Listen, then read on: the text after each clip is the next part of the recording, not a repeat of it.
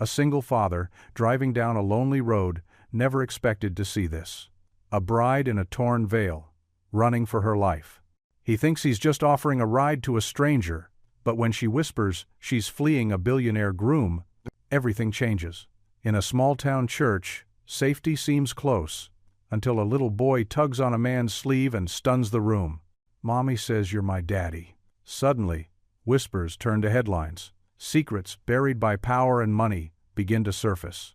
And the fight for love, family, and truth puts everything on the line. Will this single dad lose the only child he's ever called his own? Or will the truth finally set them free? Before we get into the story, comment below where in the world you are watching from today. The October evening painted long shadows across Route 281 as Luke Carter guided his old Ford pickup around the gentle curves of the mountain road. The familiar rumble of the engine and the soft country music from the radio kept him company while golden sunlight filtered through the autumn leaves. After a long day at the garage, his hands still carried traces of motor oil despite scrubbing them clean. He adjusted his worn baseball cap, thinking about getting home to Tommy and the math homework they needed to tackle together. The boy had been struggling with fractions lately, but Luke knew patience was key, just like when teaching Tommy how to change a tire last weekend. The truck's headlights caught something white moving through the trees. Luke straightened in his seat, easing off the gas pedal. There a flash of fabric, bright against the darkening woods. His heart jumped as a woman burst out onto the shoulder of the road, her wedding dress, a beacon in the fading light. Luke's foot hit the brake instinctively. The truck's tires crunched on the gravel as he pulled over, watching in his rearview mirror as the woman stumbled forward. Her veil was in tatters, dragging behind her like broken wings, and her elaborate updo had come partially undone, dark hair falling around her face. She was wearing the kind of dress Luke had only seen in magazine covers at the grocery store checkout, all delicate lace and tiny pearls, though now it was smudged with dirt and caught on brambles. Her makeup was smeared, and even from a distance he could see she was trembling. His hands tightened on the steering wheel as she approached. Working in a small town meant Luke knew most faces, but hers wasn't familiar. She moved like someone running from something or someone, and years of military service had taught him to recognize fear when he saw it. The woman reached his passenger window, pressing her palms against the glass. Up close, Luke noticed the bruise forming at the edge of her jaw, partially hidden under carefully applied makeup that was now streaked with tears. "Please," she said, her voice barely above a whisper. Her eyes darted to the rearview mirror, checking the road behind them. "I need help." Luke didn't hesitate. He'd seen that same look of desperate hope in wounded soldiers' eyes, in Tommy's face the first night at the foster home. He reached across the seat and unlocked the passenger door. "Get in," he said quietly, keeping his movements slow and deliberate, the way you approach a frightened animal. The woman grabbed the door handle, but her hands were shaking so badly she struggled with it. Luke pushed the door open from the inside, and she scrambled into the cab, gathering yards of white silk and lace around her. "Please, just drive," she begged, twisting in her seat to look behind them. Luke followed her gaze in the rearview mirror and saw what had spooked her twin pinpoints of light appearing around the bend they'd just passed, growing larger. A sleek black limousine emerged from the shadows of the trees, its polished surface reflecting the last rays of sunlight. In the passenger seat, the woman made herself as small as possible, ducking down below the window line. A champagne flute tumbled from the folds of her dress, hitting the rubber floor mat with a dull thunk, but miraculously not breaking. Luke noticed the fancy monogram etched into the glass, an elaborate A surrounded by scrollwork. He didn't need to ask if she was running from her own wedding. The evidence was clear in her torn veil, the terror in her eyes, and the way she kept checking the mirror even though she was trying to hide. Luke recognized the signs of someone who'd reached their breaking point. He'd seen it in the mirror often enough after losing his wife. The decision wasn't hard. Luke Carter had spent his life fixing things, broken down engines, his own grief-shattered heart, and most importantly, creating a safe home for Tommy. He knew what it meant to need help, to require a moment of grace from a stranger. He shifted the truck into gear, the old engine responding with a familiar growl. The limo's headlights grew larger in his mirrors, bearing down on them like the eyes of some predatory creature emerging from the gathering dusk. The woman's ragged breathing filled the cab as Luke steered the truck away from the approaching headlights. Her white dress, what was left of it, sparkled faintly in the dashboard lights. Bits of leaves and twigs clung to the delicate lace, and a long tear ran up one side. "Thank you," she managed between gasps, pressing herself against the passenger door as if ready to bolt. Her dark hair had come loose from its elegant arrangement, falling in waves around her shoulders. "I know this looks crazy." Luke kept his eyes on the road, giving her space. "Ma'am, are you hurt? Should we head to the hospital?"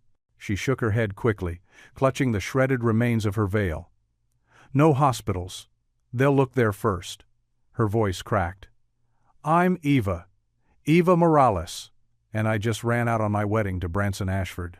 Luke's hands tightened on the steering wheel. Everyone in Grace Ridge knew that name.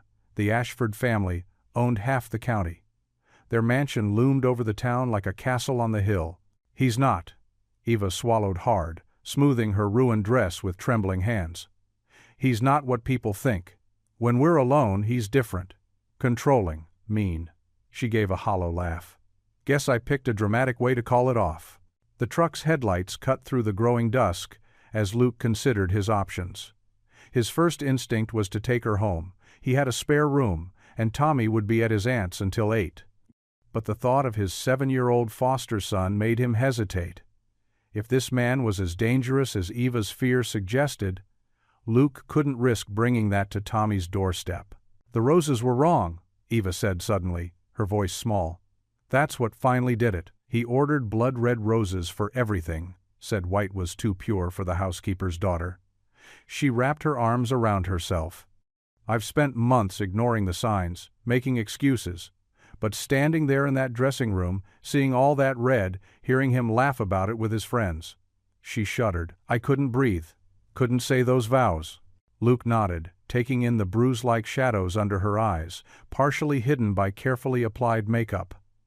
"Nobody should have to say vows they don't mean. I climbed out the window," she continued, as if she needed to explain, to justify. "Ran through the gardens, then the woods. I could hear them calling, searching.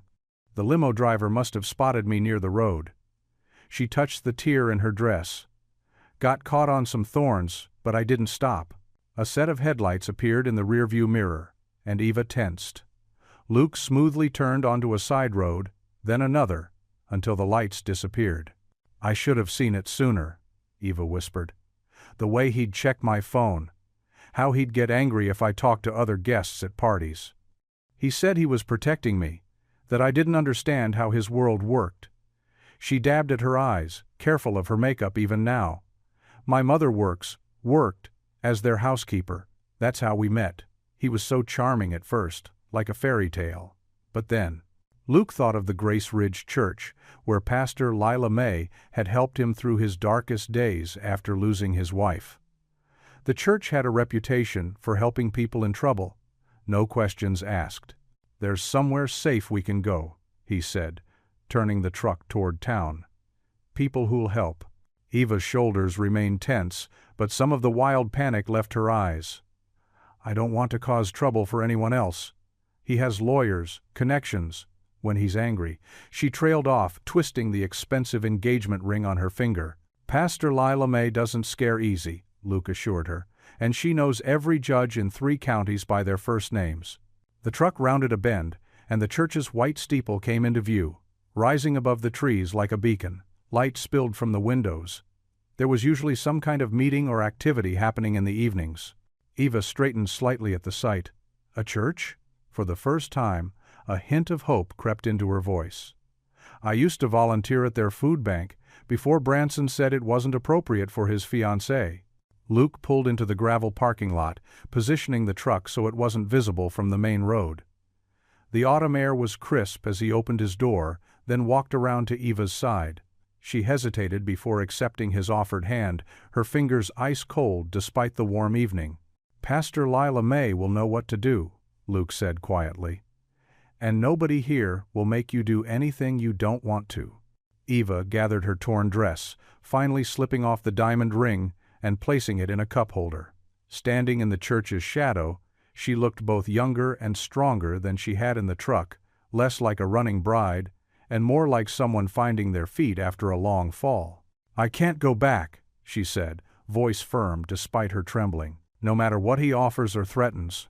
Luke nodded, understanding the courage it took to say those words.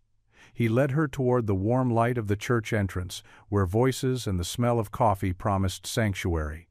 The evening sun streamed through Grace Ridge Church's stained glass windows, painting rainbow patterns across worn wooden pews. The fellowship hall hummed with activity. The Wednesday night potluck was in full swing. Church ladies bustled between long tables laden with casserole dishes, while the aroma of fried chicken and sweet potato pie filled the air. Luke guided Eva through the side entrance, where Pastor Lila Mae Brooks stood directing traffic like a general commanding her troops. The pastor's silver hair caught the light as she turned, her keen eyes taking in Eva's torn wedding dress and Luke's protective stance beside her. "Well now," Pastor Lila Mae said, her deep voice warm but measured. "Looks like we've got ourselves a situation." She stepped forward, spreading her arms wide to block the curious stares from the gathering crowd. Eva clutched the remains of her veil, shrinking slightly behind Luke. "I'm so sorry to intrude," she whispered. "I didn't know where else to go." "Child, you came to exactly the right place." Pastor Lila Mae's face softened as she took in Eva's trembling form. "Martha," she called over her shoulder, "bring me that Afghan from my office and a cup of sweet tea." The fellowship hall had gone oddly quiet, with only the clink of serving spoons breaking the silence. Whispers started up in corners as people recognized the elaborate, if damaged, wedding gown. Mrs. Davidson, the choir director's wife, didn't bother to lower her voice. "Isn't that the Ashford wedding dress? The one in all the society pages?" "Now isn't the time for gossip," Luke said firmly, drawing himself up to his full height. Several people looked away, abashed. Pastor Lila Mae guided them to a quiet corner where Martha had already set up chairs and the requested Afghan. "Sit down before you fall down, dear," she told Eva kindly. "Luke, you did right bringing her here." Eva sank into the chair, wrapping the soft Afghan around her shoulders. Her makeup was smeared from crying, but her eyes were clearer now. "I'm Eva Morales," she said. "I was supposed to marry Branson Ashford today, but I just couldn't do it." A fresh wave of whispers swept through the hall. Pastor Lila Mae silenced them with a look that could have stripped paint. "The housekeeper's daughter?" someone muttered, not quite quietly enough. Eva flinched. "That's enough," Pastor Lila Mae declared, her voice carrying across the room. "This is God's house, and we welcome all who seek shelter here. Now, who's going to fix this young lady a plate?" 3 church ladies immediately rushed to the food tables. Luke couldn't help but smile as they competed to pile Eva's plate with the best offerings: Mrs. Parta Johnson's famous macaroni and cheese, Miss Betty's buttermilk biscuits, and at least 3 different kinds of chicken. Eva's eyes welled up at the kindness. "Thank you," she said, her voice thick. "I know this must look terrible. Running away on my wedding day." "Sometimes running is the bravest thing you can do," Pastor Lila Mae said firmly. She settled into the chair next to Eva, her presence creating a buffer between the refugee bride and the curious onlookers. "Now, do you want to tell us what happened?" Before Eva could answer, the side door opened again. The evening light silhouetted a tall figure struggling with what appeared to be a large box. 2 deacons hurried to help, revealing a man in his early 40s wearing an expensive but casual outfit. "Got those kitchen appliances you wanted, Pastor?" the man called out.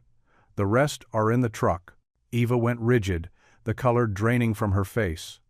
Her fingers dug into Luke's arm as she whispered, "He's Branson's brother." Pastor Lila Mae's sharp eyes took in Eva's torn dress and trembling hands. "Luke Carter, bring that child right over here." She gestured to a quiet corner where a few folding chairs circled a small table, away from the bustle of the potluck. Eva sank into a metal chair, the tulle of her dress crackling. Luke stood nearby, protective but giving her space, while Pastor Lila Mae pressed a styrofoam cup of sweet tea into Eva's hands. Miles Ashford moved through the crowd with purpose, but without hurry. Unlike his brother Branson's usual commanding presence, Miles carried himself with a gentle authority. His button-down shirt was rolled at the sleeves. He'd been helping unload donated appliances, and his face showed genuine concern. "Miss Morales," he said softly, pulling up a chair, "I want you to know you're safe here." Eva's fingers tightened around the cup. "Mr. Ashford, I'm sorry about the wedding. About your brother. Please." Miles held up a hand. "Call me Miles. And don't apologize. I know my brother better than most." His voice carried a weight of shared understanding. The way he treats people, especially those he thinks he can control, it's not right. Luke shifted his weight, mechanic's hands tucked into his pockets, watching the exchange carefully. The fluorescent lights buzzed overhead, while distant laughter echoed from the main hall where the potluck continued. "There's a cottage," Miles continued, "just behind the church. It was the caretaker's house years ago. We've kept it up, but it's been empty since Mrs. Wilson moved to be with her daughter." He glanced at Pastor Lila May, who nodded firmly. "It's yours if you need it. A place to catch your breath and figure out your next steps." Eva's eyes welled with tears. "I couldn't impose." "It's not imposing," Miles said. "You don't deserve to be hunted like property." His words carried the weight of someone who'd seen too much of his family's darker side. "The cottage is private, secure, and you'll have the whole church family looking out for you." Pastor Lila May squeezed Eva's shoulder. "He's right, child. Stay as long as you need." From the main hall, voices carried over the clinking of plates and silverware. A cluster of women had gathered near the dessert table, their heads bent together in conspiratorial whispers. "Did you see that dress? Must have cost more than my car," one woman muttered, adjusting her flowered blouse. "Well, when you're marrying into the Ashford family?" another replied with a knowing look. "I heard she was one of their housekeeper's daughters," a third woman added, her voice thick with judgment. "Seems like some people will do anything to move up in the world. Just chasing money, if you ask me," came another whisper, not quite quiet enough. The sound of a serving spoon hitting a metal pot rang out like a gunshot. Pastor Lila May stood at her full height, her normally warm eyes blazing. The room fell silent. "Sisters," she said, her voice carrying to every corner, "I believe we need to remember where we are and who we serve." She looked pointedly at the gossiping women. "This is God's house, and in this house we serve grace, not judgment." The serving spoon in her hand pointed like a sword. "Now hush." The silence that followed was absolute, broken only by the soft whir of the ceiling fans and the quiet sobs of a bride who'd chosen dignity over diamonds, finding refuge among strangers who were slowly becoming allies. Luke watched it all, his quiet strength, a steady presence in the storm of whispers and judgment. His eyes met Eva's across the room, and in that moment, something shifted. A silent promise of protection, of understanding, of a safe harbor in rough seas. Pastor Lila May returned to Eva's side, her voice gentle but firm. "Now then, let's get you settled in that cottage. These good people can manage their potluck without my supervision for one evening." She emphasized the word good with just enough edge to remind everyone of their better angels. Miles stood, keys already in hand. "I'll show you the way. Make sure everything's in order." He looked at Luke. "Mr. Carter, would you mind helping me check the locks? Sometimes they stick in the humidity." Luke nodded, understanding the request for what it was. Not just security, but solidarity. "Yes, sir. Happy to help." The small group moved toward the side door, leaving behind the murmur of the potluck and the weight of judgment. Eva's torn veil caught the evening light as she walked. Trailing behind her like the remnants of a life she'd chosen to leave behind, each step taking her closer to something that felt, for the first time that day, like hope. A small boy with dark, curly hair sat cross-legged under one of the folding tables, carefully creasing sheets of paper. His fingers moved with practiced precision, turning plain notebook paper into delicate shapes. Eva noticed him right away. There was something gentle about his concentration that drew her attention away from her own troubles. "That's Tommy," Luke said softly, following her gaze. "My foster son." His voice held a note of pride that made Eva's heart twist with unexpected warmth. Tommy looked up at the sound of his name, his brown eyes curious and kind. "Hi," he said, scooting out from under the table. "Do you want to learn how to make cranes?" Eva smoothed her tattered dress and lowered herself to sit on the floor beside him, not caring about the dust on the church basement tiles. "I'd love to." Luke watched them for a moment, then excused himself to help Pastor Lila May with some heavy boxes, though Eva noticed he kept them within his line of sight. "First, you fold it in half like this," Tommy demonstrated, his small hands surprisingly steady. "Then corner to corner." He passed Eva a fresh sheet of paper. As they folded together, Tommy's shoulders gradually relaxed. "My mom taught me how to make these," he said quietly. "Before she went to heaven. She said cranes are good luck." Eva's fingers stilled on her half-finished crane. "Your mom sounds very special." Tommy nodded, reaching into his pocket. He pulled out an envelope, worn soft at the edges from being carried around. This was hers, too. She worked at a big house, cleaning and stuff. His voice dropped to a whisper. "It's a secret letter. She said to open it when I was brave enough." Eva's stomach tightened as she recognized the monogram on the envelope, the distinctive A of Ashford Manor. "You worked at the Ashford house?" she asked gently. "Mom did. She was a housekeeper." Tommy stretched out the word carefully. "She knew lots of people there. But she got sick." His fingers traced the sealed edge of the envelope. "She said this letter is important. It's about my real dad." Eva's hands trembled slightly as she helped Tommy with another crane. "Have you opened it?" Tommy shook his head. "Not yet. But..." He glanced around, then pulled something else from the envelope. A photograph, its colors slightly faded. "This was inside, too. Mom said the man in the picture is my daddy." Eva leaned closer as Tommy held out the photo. Her breath caught in her throat. The image showed a younger version of a man she recognized, his features softer, his smile more carefree, but unmistakably similar to the person who had just offered her sanctuary. Tommy's voice was barely above a whisper as he pointed to the photograph. "That's the man Mommy said was my daddy." The paper crane in Eva's hands crumpled slightly as she stared at Miles Ashford's younger face smiling up from the worn photograph. The church hall hummed with the familiar sounds of a potluck dinner. Forks clinking against plates, ice cubes tinkling in plastic cups, and the low murmur of conversation. Tommy clutched the worn envelope in one hand as he watched Miles help Pastor Lila May arrange the new coffee maker on the counter.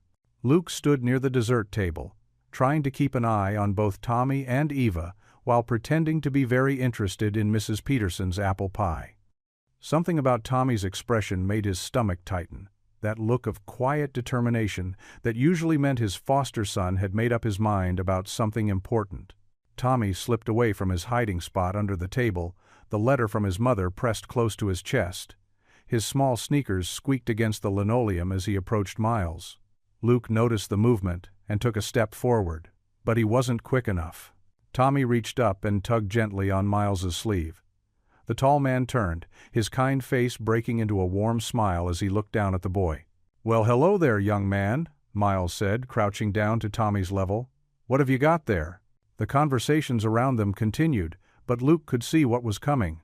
His heart hammered in his chest as Tommy held up the creased envelope, his small voice clear and innocent in the crowded room. "Mommy says you're my daddy." The words fell like stones into still water. One by one, conversations died away until the only sound was the slow drip of the new coffee maker. Miles's face went pale, his smile frozen in place, as he stared at the little boy before him. Pastor Lila May's serving spoon clattered against the metal tray she was holding.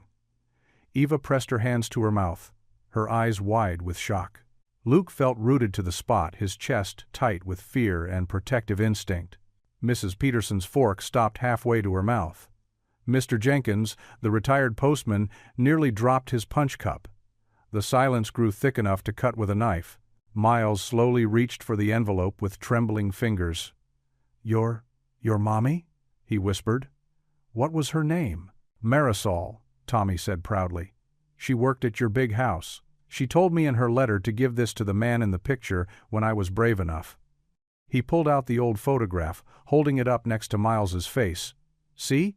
It looks just like you." Luke finally found his feet moving. He crossed the room in long strides, placing a gentle hand on Tommy's shoulder. "Hey buddy," he said softly, trying to keep his voice steady. "Maybe we should talk about this somewhere private?" But the damage was done. The whispers had already started, spreading through the church hall like wildfire. Luke could hear fragments of conversations. "The Ashford housekeeper's son, all this time, poor Luke." Miles stood up slowly, his face a mixture of confusion and concern. I never," he started, then stopped, looking helplessly at Luke. "I didn't know Marisol had a son." Pastor Lila May stepped forward, her practical nature taking charge of the situation. "All right now, everyone back to your potluck. This is a private matter." She gestured toward her office. "Luke, Miles, Tommy, why don't we step into my study?" Before they could move, the heavy church doors swung open. Deacon Harris hurried in, his face grave, clutching an official-looking envelope. He made his way directly to Luke, ignoring the tension in the room. "Luke," the deacon said quietly, holding out the folded paper. "This just came by courier. It's from Child Protective Services." Luke's hand shook as he took the envelope. The weight of it felt like lead in his palm. He didn't need to open it to know what it meant. The timing was too perfect, too cruel. Someone had already made a phone call, set things in motion. Tommy pressed against Luke's leg, his small fingers gripping the fabric of his jeans. "Dad?" he whispered, and the word nearly broke Luke's heart. "What's happening?" Luke crouched down, pulling Tommy into a tight hug. Over the boy's shoulder, he could see Eva's tears, Miles's stunned expression, and the mixture of sympathy and curiosity on the faces of the church members who were trying not to stare. "It's okay, buddy," Luke said, his voice rough with emotion.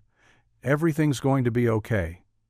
But the paper in his hand told a different story, one of questioning and review, of strangers examining their life together, of the possibility that someone might try to take Tommy away. The coffee maker gave a final gurgle and fell silent, as if even it knew that nothing would be the same after this moment. Tommy still held the old photograph in one hand and a half-finished paper crane in the other, caught between past and present, between what was and what might be.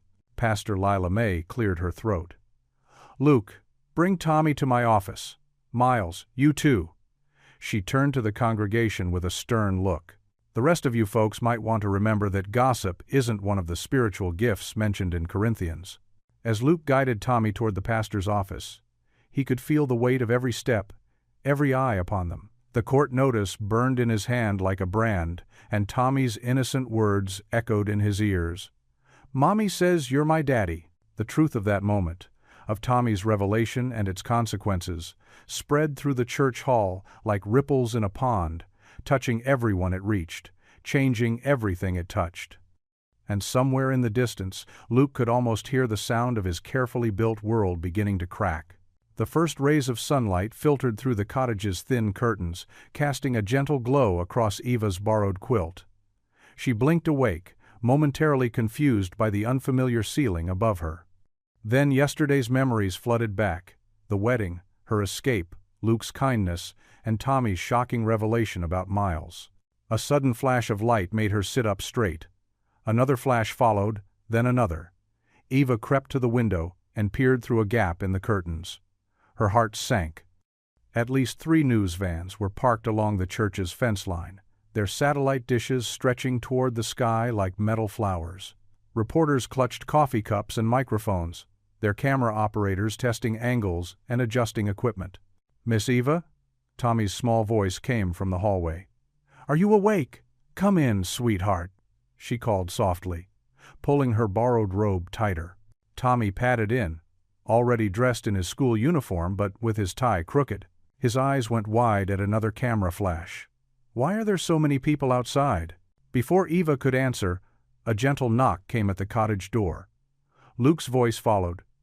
"Everyone decent? I brought breakfast." Eva quickly fixed Tommy's tie. "We're good, come in." Luke entered bearing a tray with toast, scrambled eggs, and 3 steaming mugs. His face was drawn with worry, but he managed a warm smile. Thought we might want to eat in here today. It's gotten a bit busy outside. I saw, Eva said, helping Tommy settle at the small table by the window. I'm so sorry, Luke. This is all my fault. Luke shook his head firmly. You've got nothing to be sorry for. Pastor Lila May called. She's already spoken to the sheriff about keeping them off church property. He handed Tommy a mug of hot chocolate, topped with mini marshmallows. And you, buddy, still have school today. Tommy's face fell. Do I have to? What if the camera people follow us? Eva's heart ached at the worry in his voice. She sat beside him, spreading jam on his toast. Hey, remember those paper cranes you showed me? How they stay so calm and graceful? Tommy nodded, dunking a marshmallow.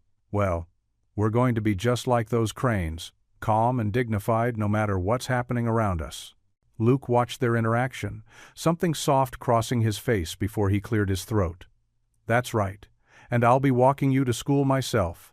A reporter's voice carried through the window, making them all tense. Sources say the runaway bride of billionaire Branson Ashford has taken refuge here at Grace Ridge Church. Eva's hands trembled as she set down her coffee mug. They're calling me the runaway bride? Like it's some romantic comedy instead of... She trailed off, conscious of Tommy's presence. Luke's jaw tightened. Instead of you protecting yourself from a bad situation, he checked his watch. We should get moving. School starts in 30 minutes. They worked together to clear breakfast, moving around each other in the small cottage kitchen with surprising ease. Eva helped Tommy pack his backpack while Luke made some calls, his voice low but firm as he spoke with what sounded like his lawyer. When it was time to leave, Luke disappeared into his truck and returned with a baseball bat. Eva raised her eyebrows. Just for show, he explained quietly. Sometimes the suggestion is enough to keep people at a respectful distance. Eva touched his arm. Be careful, Bransons. He has ways of twisting things. A photo of you with a bat could become something else entirely. I know, but Tommy's safety comes first. Luke's eyes met hers. You stay here with Pastor Lila May until I get back. Miles is sending over some security people to help keep the media at bay. They stepped outside into the crisp morning air. Camera shutters clicked rapidly. Eva stayed on the cottage porch as Luke and Tommy started down the path toward the church parking lot. Luke carried the bat casually, but his presence was anything but casual.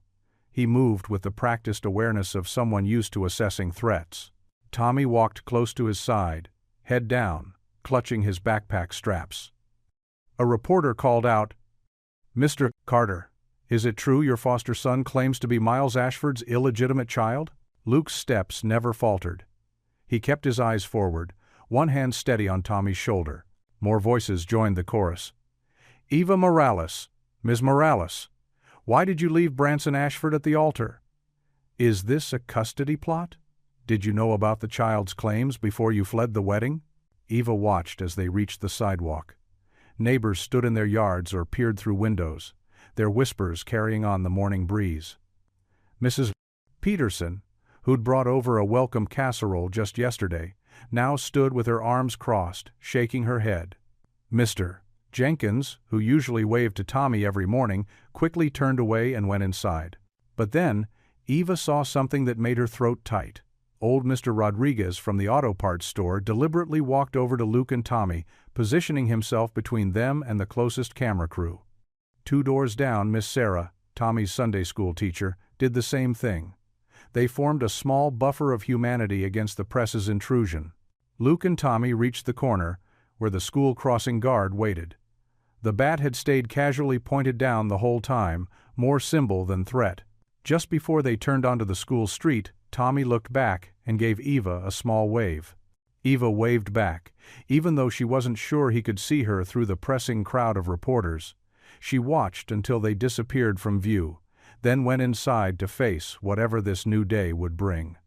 Through the cottage window, she could still hear the reporters' questions, could still see their cameras pointed at the church grounds like weapons. But she also saw Pastor Lila May marching across the lawn with a determined expression, phone to her ear, already working to protect her flock. And she saw more church members arriving, parking their cars in a row that gradually blocked the news van's best camera angles. The morning light caught on something small and white on the cottage table, one of Tommy's paper cranes.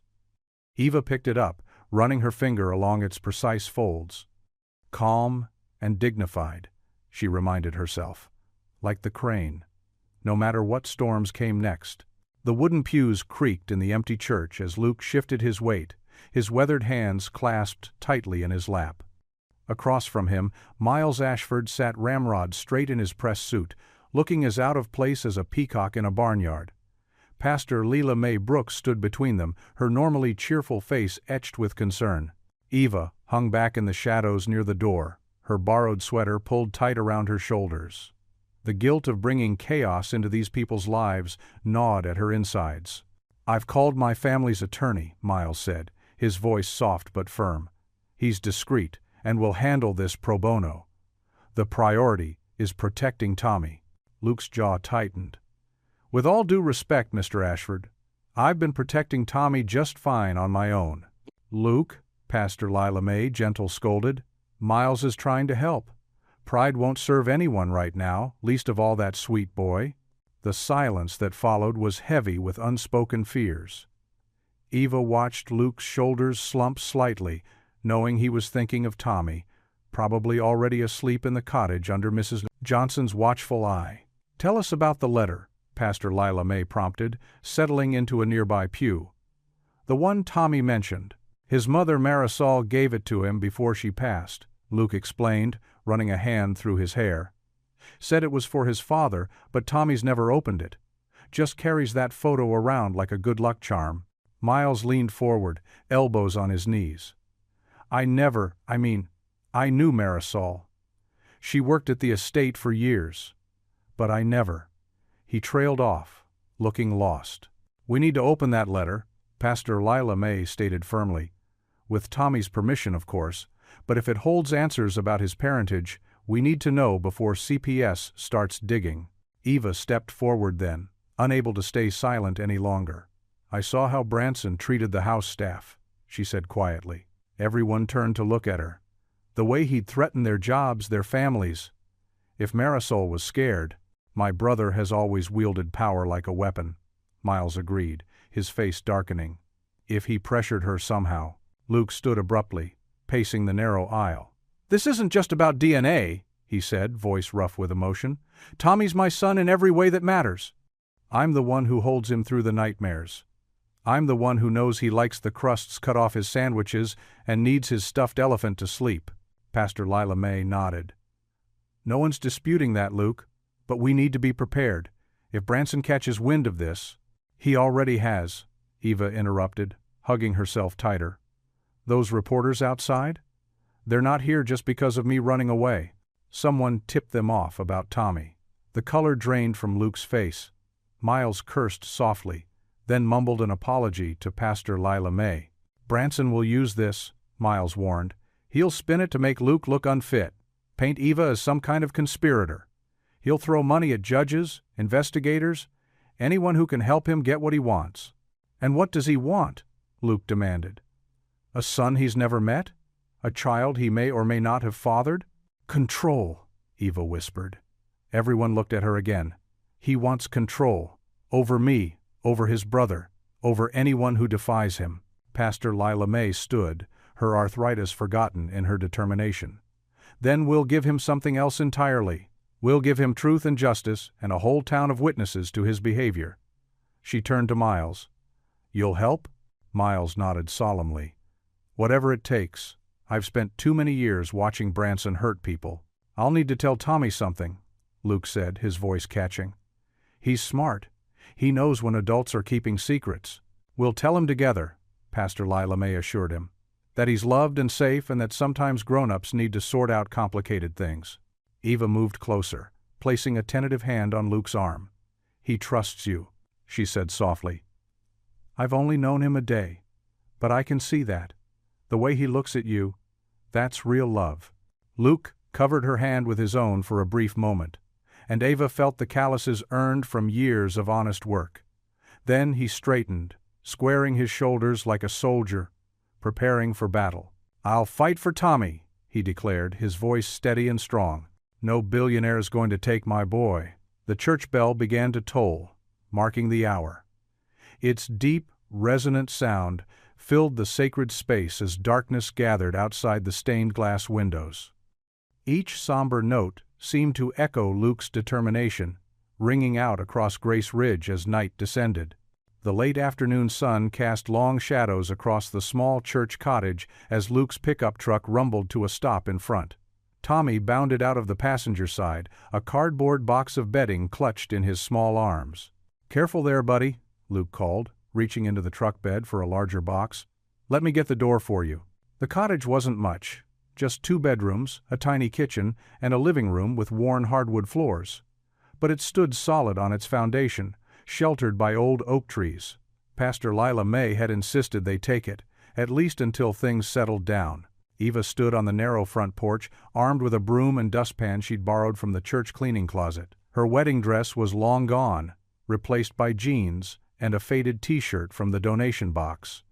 She'd pulled her dark hair back in a simple ponytail, and without the fancy makeup she looked younger, more herself. "I swept out most of the dust," she said, holding the door open as Tommy marched past with his important cargo. "The kitchen needs work, but the bedrooms are clean." Luke nodded his thanks, following Tommy inside. The boy had already claimed the smaller bedroom, dropping his box on the bare twin mattress. "Can I put my paper cranes by the window?" he asked, pulling carefully folded birds from his pocket. "Sure thing," Luke said, setting down his own box. "But first, let's get these sheets on your bed." Eva appeared in the doorway with another box, this one filled with mismatched curtains donated by the church ladies. She held up a pair of blue panels. "These might work in here. They're a little faded, but they're the color of the sky," Tommy exclaimed, immediately sold. They worked together through the afternoon, Eva showing Tommy how to tuck hospital corners, while Luke assembled a wobbly desk from the church basement. The cottage slowly transformed from empty to lived in. Eva hung the curtains with careful stitches, patching holes with scraps from her collection. Luke fixed a dripping faucet and oiled squeaky hinges, his tools spread across the kitchen floor. Tommy flitted between them like a happy butterfly, arranging his paper cranes on the windowsill, helping Eva smooth wrinkles from bedding, and holding Luke's flashlight while he worked under the sink. The boy seemed to bloom in the simple acts of homemaking, as if each small task anchored him more firmly to this place, these people. By early evening the cottage felt different. Curtains softened the windows, beds were made with clean if mismatched linens, and the kitchen counters gleamed from Eva's determined scrubbing. The trauma of the past few days, the wedding, the custody notice, the paparazzi, felt held at bay by these walls, at least for now. "We should celebrate," Eva announced, digging through the grocery bags Pastor Lila May had sent. "I can teach you both how to make empanadas." Tommy's eyes lit up. "What are those?" "Little pockets of happiness," Eva said, pulling out flour and butter. "My mama taught me how to make them when I was your age." Luke leaned against the doorframe, watching as Eva guided Tommy's small hands through the process of mixing dough. She spoke softly, showing him how to add just enough water, how to knead without overworking it. Her patience matched Tommy's enthusiasm, and soon the kitchen filled with the smell of cooking meat and onions. They gathered around the small kitchen table, which Luke had steadied with a folded piece of cardboard under one leg. Eva demonstrated how to fold the dough circles, crimping the edges with a fork. Tommy's first attempts were messy but earnest, and Eva praised each one. "Like this?"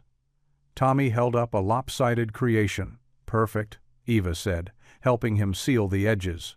"The ugly ones taste just as good as the pretty ones, sometimes better." Luke watched them work side by side, their heads bent over the table, dark hair catching the warm kitchen light.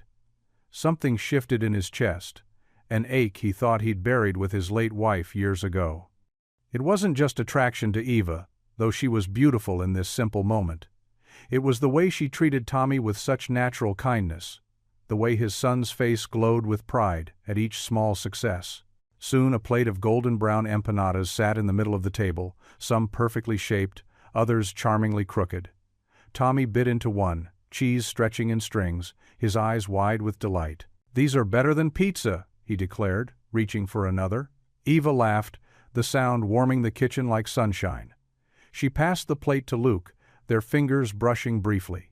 "Try one before this little chef eats them all." Luke took a bite, the flaky crust giving way to savory filling.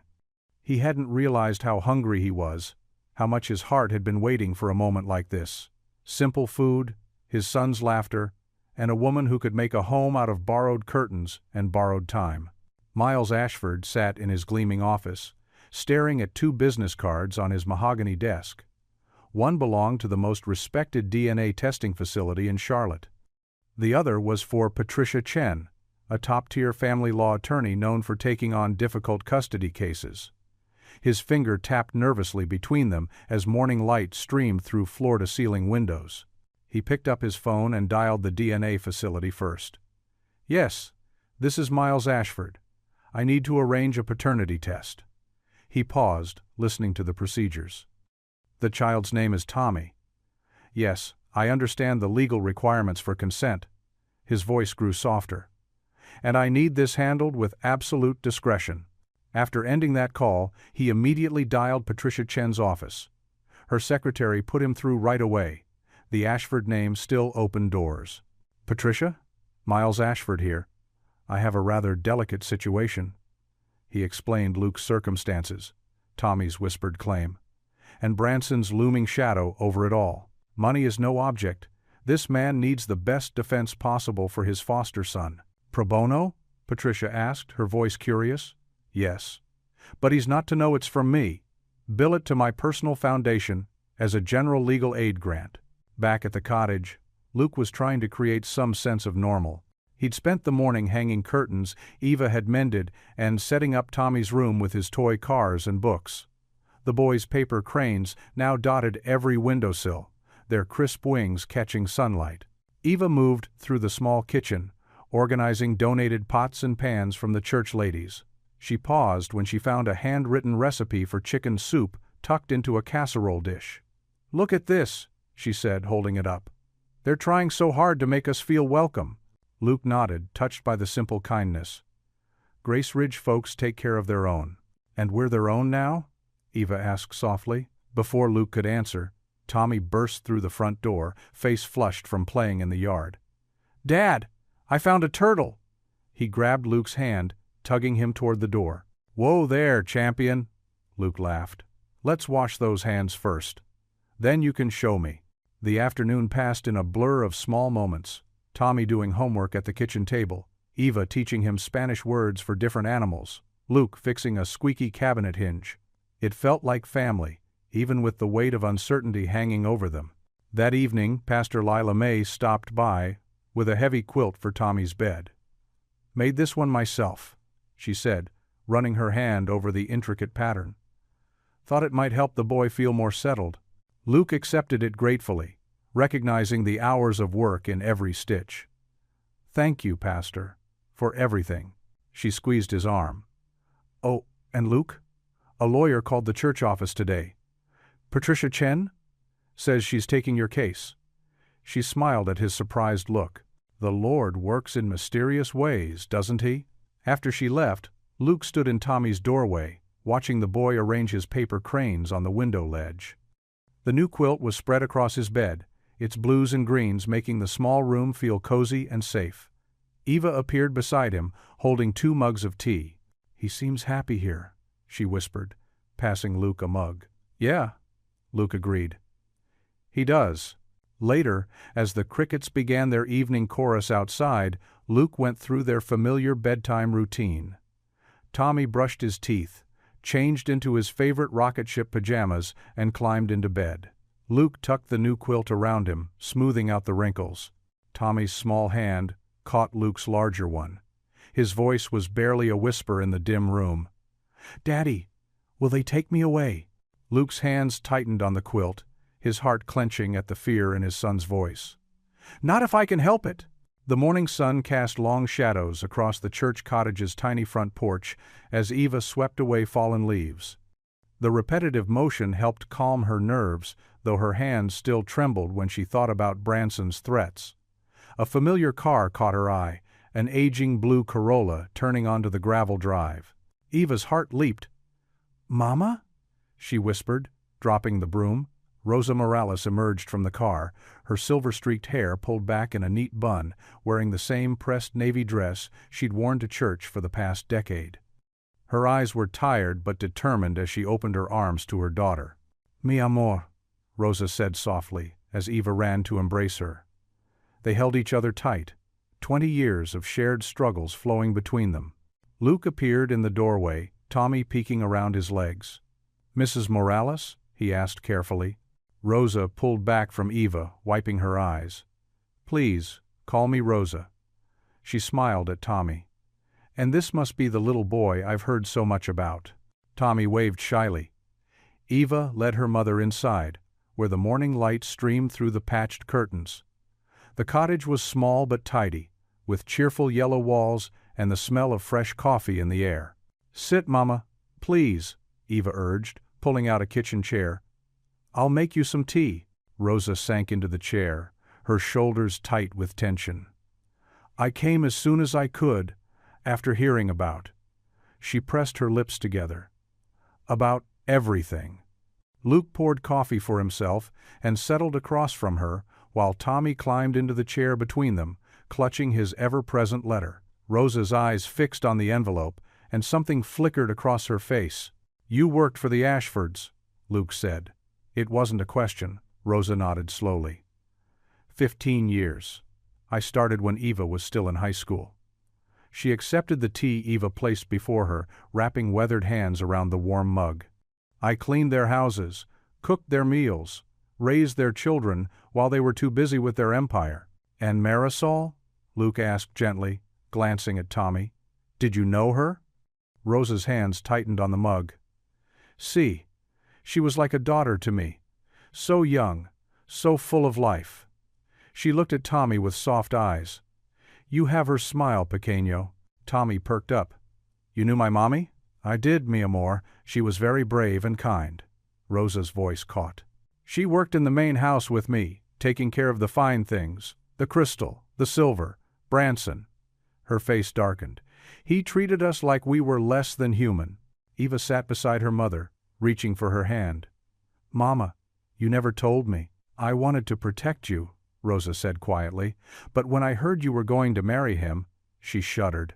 "I should have warned you sooner about the kind of man he is." "What kind of man?"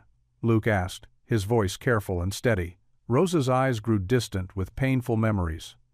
"He would make cruel jokes about our English, throw fancy parties where we had to serve wearing traditional costumes like we were props. If anything went missing, a cufflink, a piece of jewelry, we were all searched like criminals." She took a shaky breath. "But Marisol, he was worst with her. Always following her with his eyes, making comments. She would cry in the laundry room where she thought no one could see." Tommy clutched his letter tighter, and Rosa's gaze fixed on it again. "That envelope," she said softly. "I remember when Marisol wrote it, the night before." She stopped, pain crossing her face. "Before what, Mama?" Eva prompted gently. "Before she left. She was so scared, but she said she had to protect." Rosa's eyes filled with tears as she looked at Tommy. To protect what mattered most. Tommy slowly held out the letter. "Did you see what's inside?"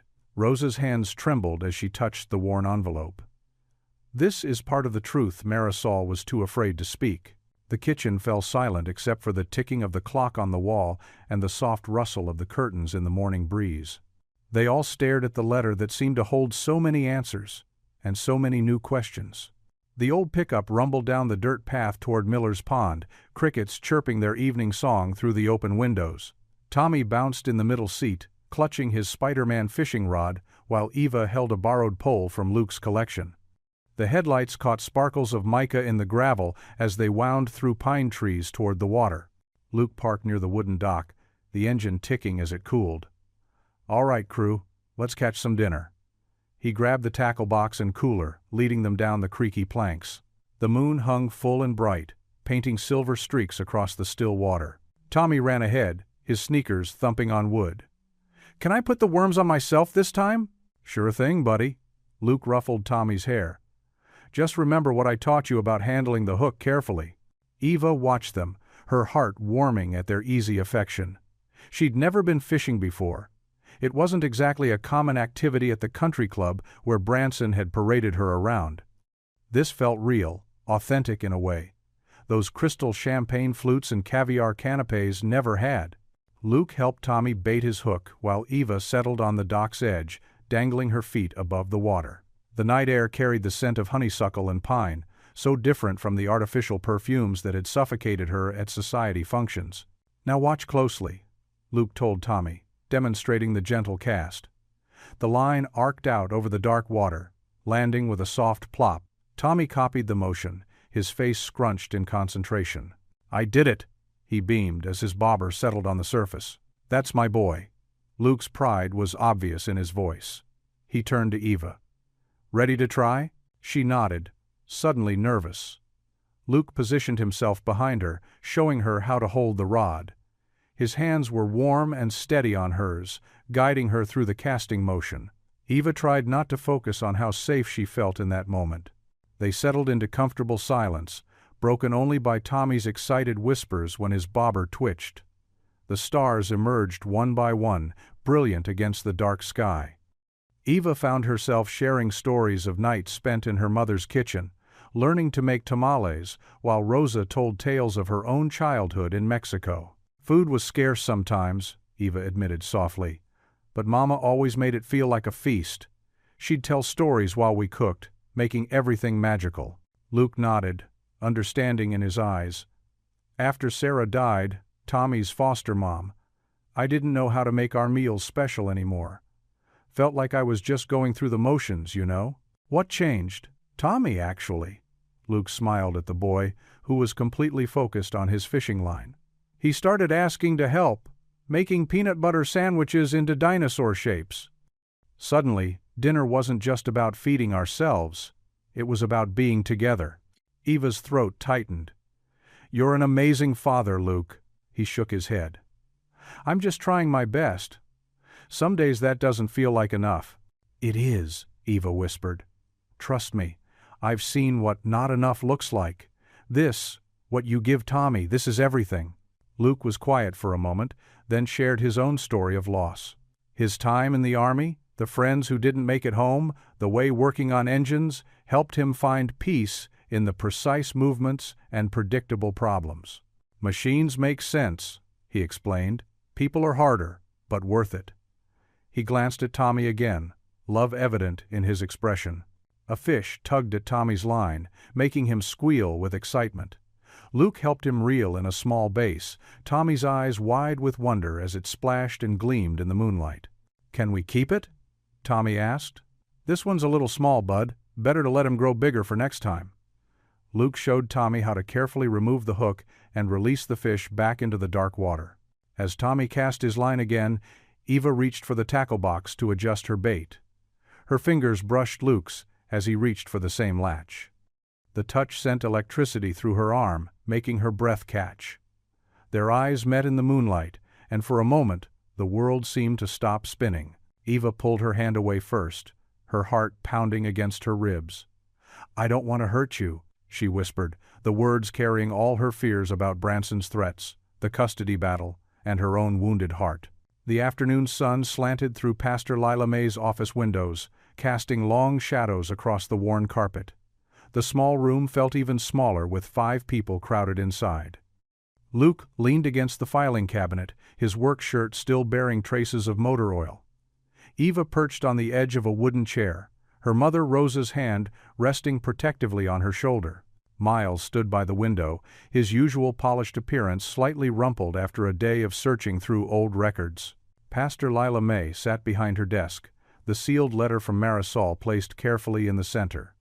The envelope looked delicate, yellowed with age, its edges soft from being carried in Tommy's pocket. "Before we open this," Pastor Lila May said, her voice gentle but firm, "we need to remember that whatever's inside, our priority is protecting that boy." Luke nodded, his jaw tight. "Tommy's at school now. Mrs. Chen's keeping him late at art club." Eva twisted her hands in her lap. "He's been carrying this around for so long, waiting for the right moment." Rosa spoke softly, her accent thickening with emotion. "Marisol, She was my friend. Every morning we would make coffee together in the kitchen, before the family woke up. She paused, blinking back tears. She was so afraid near the end. Miles stepped closer to the desk. I should have noticed something was wrong. I was there often enough, checking the books, but I never really saw. You can't change the past, Pastor Lila May said, picking up a letter opener. But we can face the truth now. With careful movements, she slit the envelope open. The room held its breath as she removed the contents. 2 sheets had been folded together, but as she opened them, it became immediately clear that something was wrong. The first page was intact, but the second was torn jaggedly across the middle. Only the top half remained. Someone's taken part of it, Eva whispered. Pastor Lila May adjusted her reading glasses and began to read aloud. My dearest Tommy, when you read this, I pray you're old enough to understand. The truth about your father isn't what I told people. I was forced to name someone who wasn't responsible. Luke's knuckles went white where he gripped the filing cabinet. The letter continued. Mr. Miles was kind to us staff, but he's not your father. I said he was because Mr. Branson. The words trailed off at the edge of the torn page. Rosa made a small sound of distress. Dios mio. She told me once, but I didn't understand. Miles ran a hand through his hair. Branson. Of course it was Branson. He always had to control everything, everyone. Eva stood up suddenly, pacing the small space. He threatened the staff constantly. If anyone complained or spoke up about anything, he'd wave their green cards in their faces or mention their children's school fees. Pastor Lila May held up the torn half of the second page. There's just a fragment here. The bonuses were to keep us quiet. I cannot live with this lie anymore. The truth is, she turned the paper over, that's all we have. Bonuses, Miles repeated, his expression changing. Wait, I remember something about irregular payments in the household accounts. Father questioned them once, but Branson handled all the staff matters personally. Luke spoke for the first time, his voice rough. So he paid people off, bought their silence. The archives, Miles said suddenly. All the company records are kept in the old library at the estate. Father never threw anything away. If Branson was paying hush money, there would be a record. Pastor Lila May carefully returned the letter fragments to the envelope. How soon can you check? I still have access. I can go now. Miles straightened his tie, purpose returning to his stance. The truth's been buried long enough. Rosa touched the envelope gently. Marisol tried to tell us, at the end, but she was so sick, and we thought it was just the fever talking. Eva crossed to Luke, touching his arm lightly. Are you okay? He gave a short nod. Just need to know what we're fighting. For Tommy's sake. 3 hours later, Miles returned to the church office. His face was flushed with triumph as he placed a leather-bound ledger on Pastor Lila May's desk. The others gathered around as he opened it to a marked page. Here, he said, pointing to a column of neat figures. Quarterly retention bonuses paid to household staff. But look at the amounts, far above normal compensation. And they started right after Tommy was born. Rosa leaned closer, running her finger down the list of names. Maria Gonzalez, Carmen Ruiz, my name, Marisol Hernandez. Her hand trembled. So much money, just to keep us silent. There's more, Miles said grimly, flipping to another section. Notes about personal agreements with staff. Branson documented everything. He was always careful to have leverage. These payments weren't bonuses. They were bribes. Pastor Lila May studied the ledger, her expression grave. This proves coercion, but without the rest of Marisol's letter. It's enough to start with, Miles said. Enough to show what kind of man my brother really is. Luke straightened up from where he'd been examining the ledger. So what do we do now? Now, Pastor Lila May said, closing the book carefully. We pray, and then we fight. The envelope sat unopened on Pastor Lila May's desk like a ticking bomb. Dr. A. Harrison's medical laboratory was printed in crisp blue letters across the top, containing the DNA results that would change everything. Miles reached for it with trembling fingers, then hesitated. Would you like me to open it? Pastor Lila May asked gently. Miles shook his head.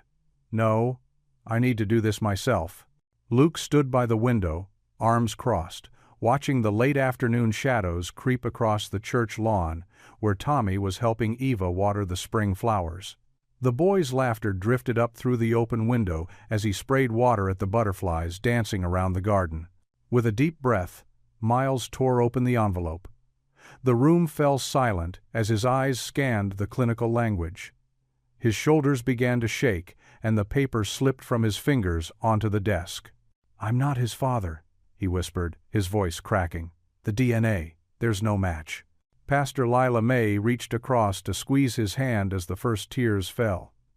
"Miles, honey," I thought. Part of me hoped. Miles pressed his palms against his eyes, struggling to compose himself.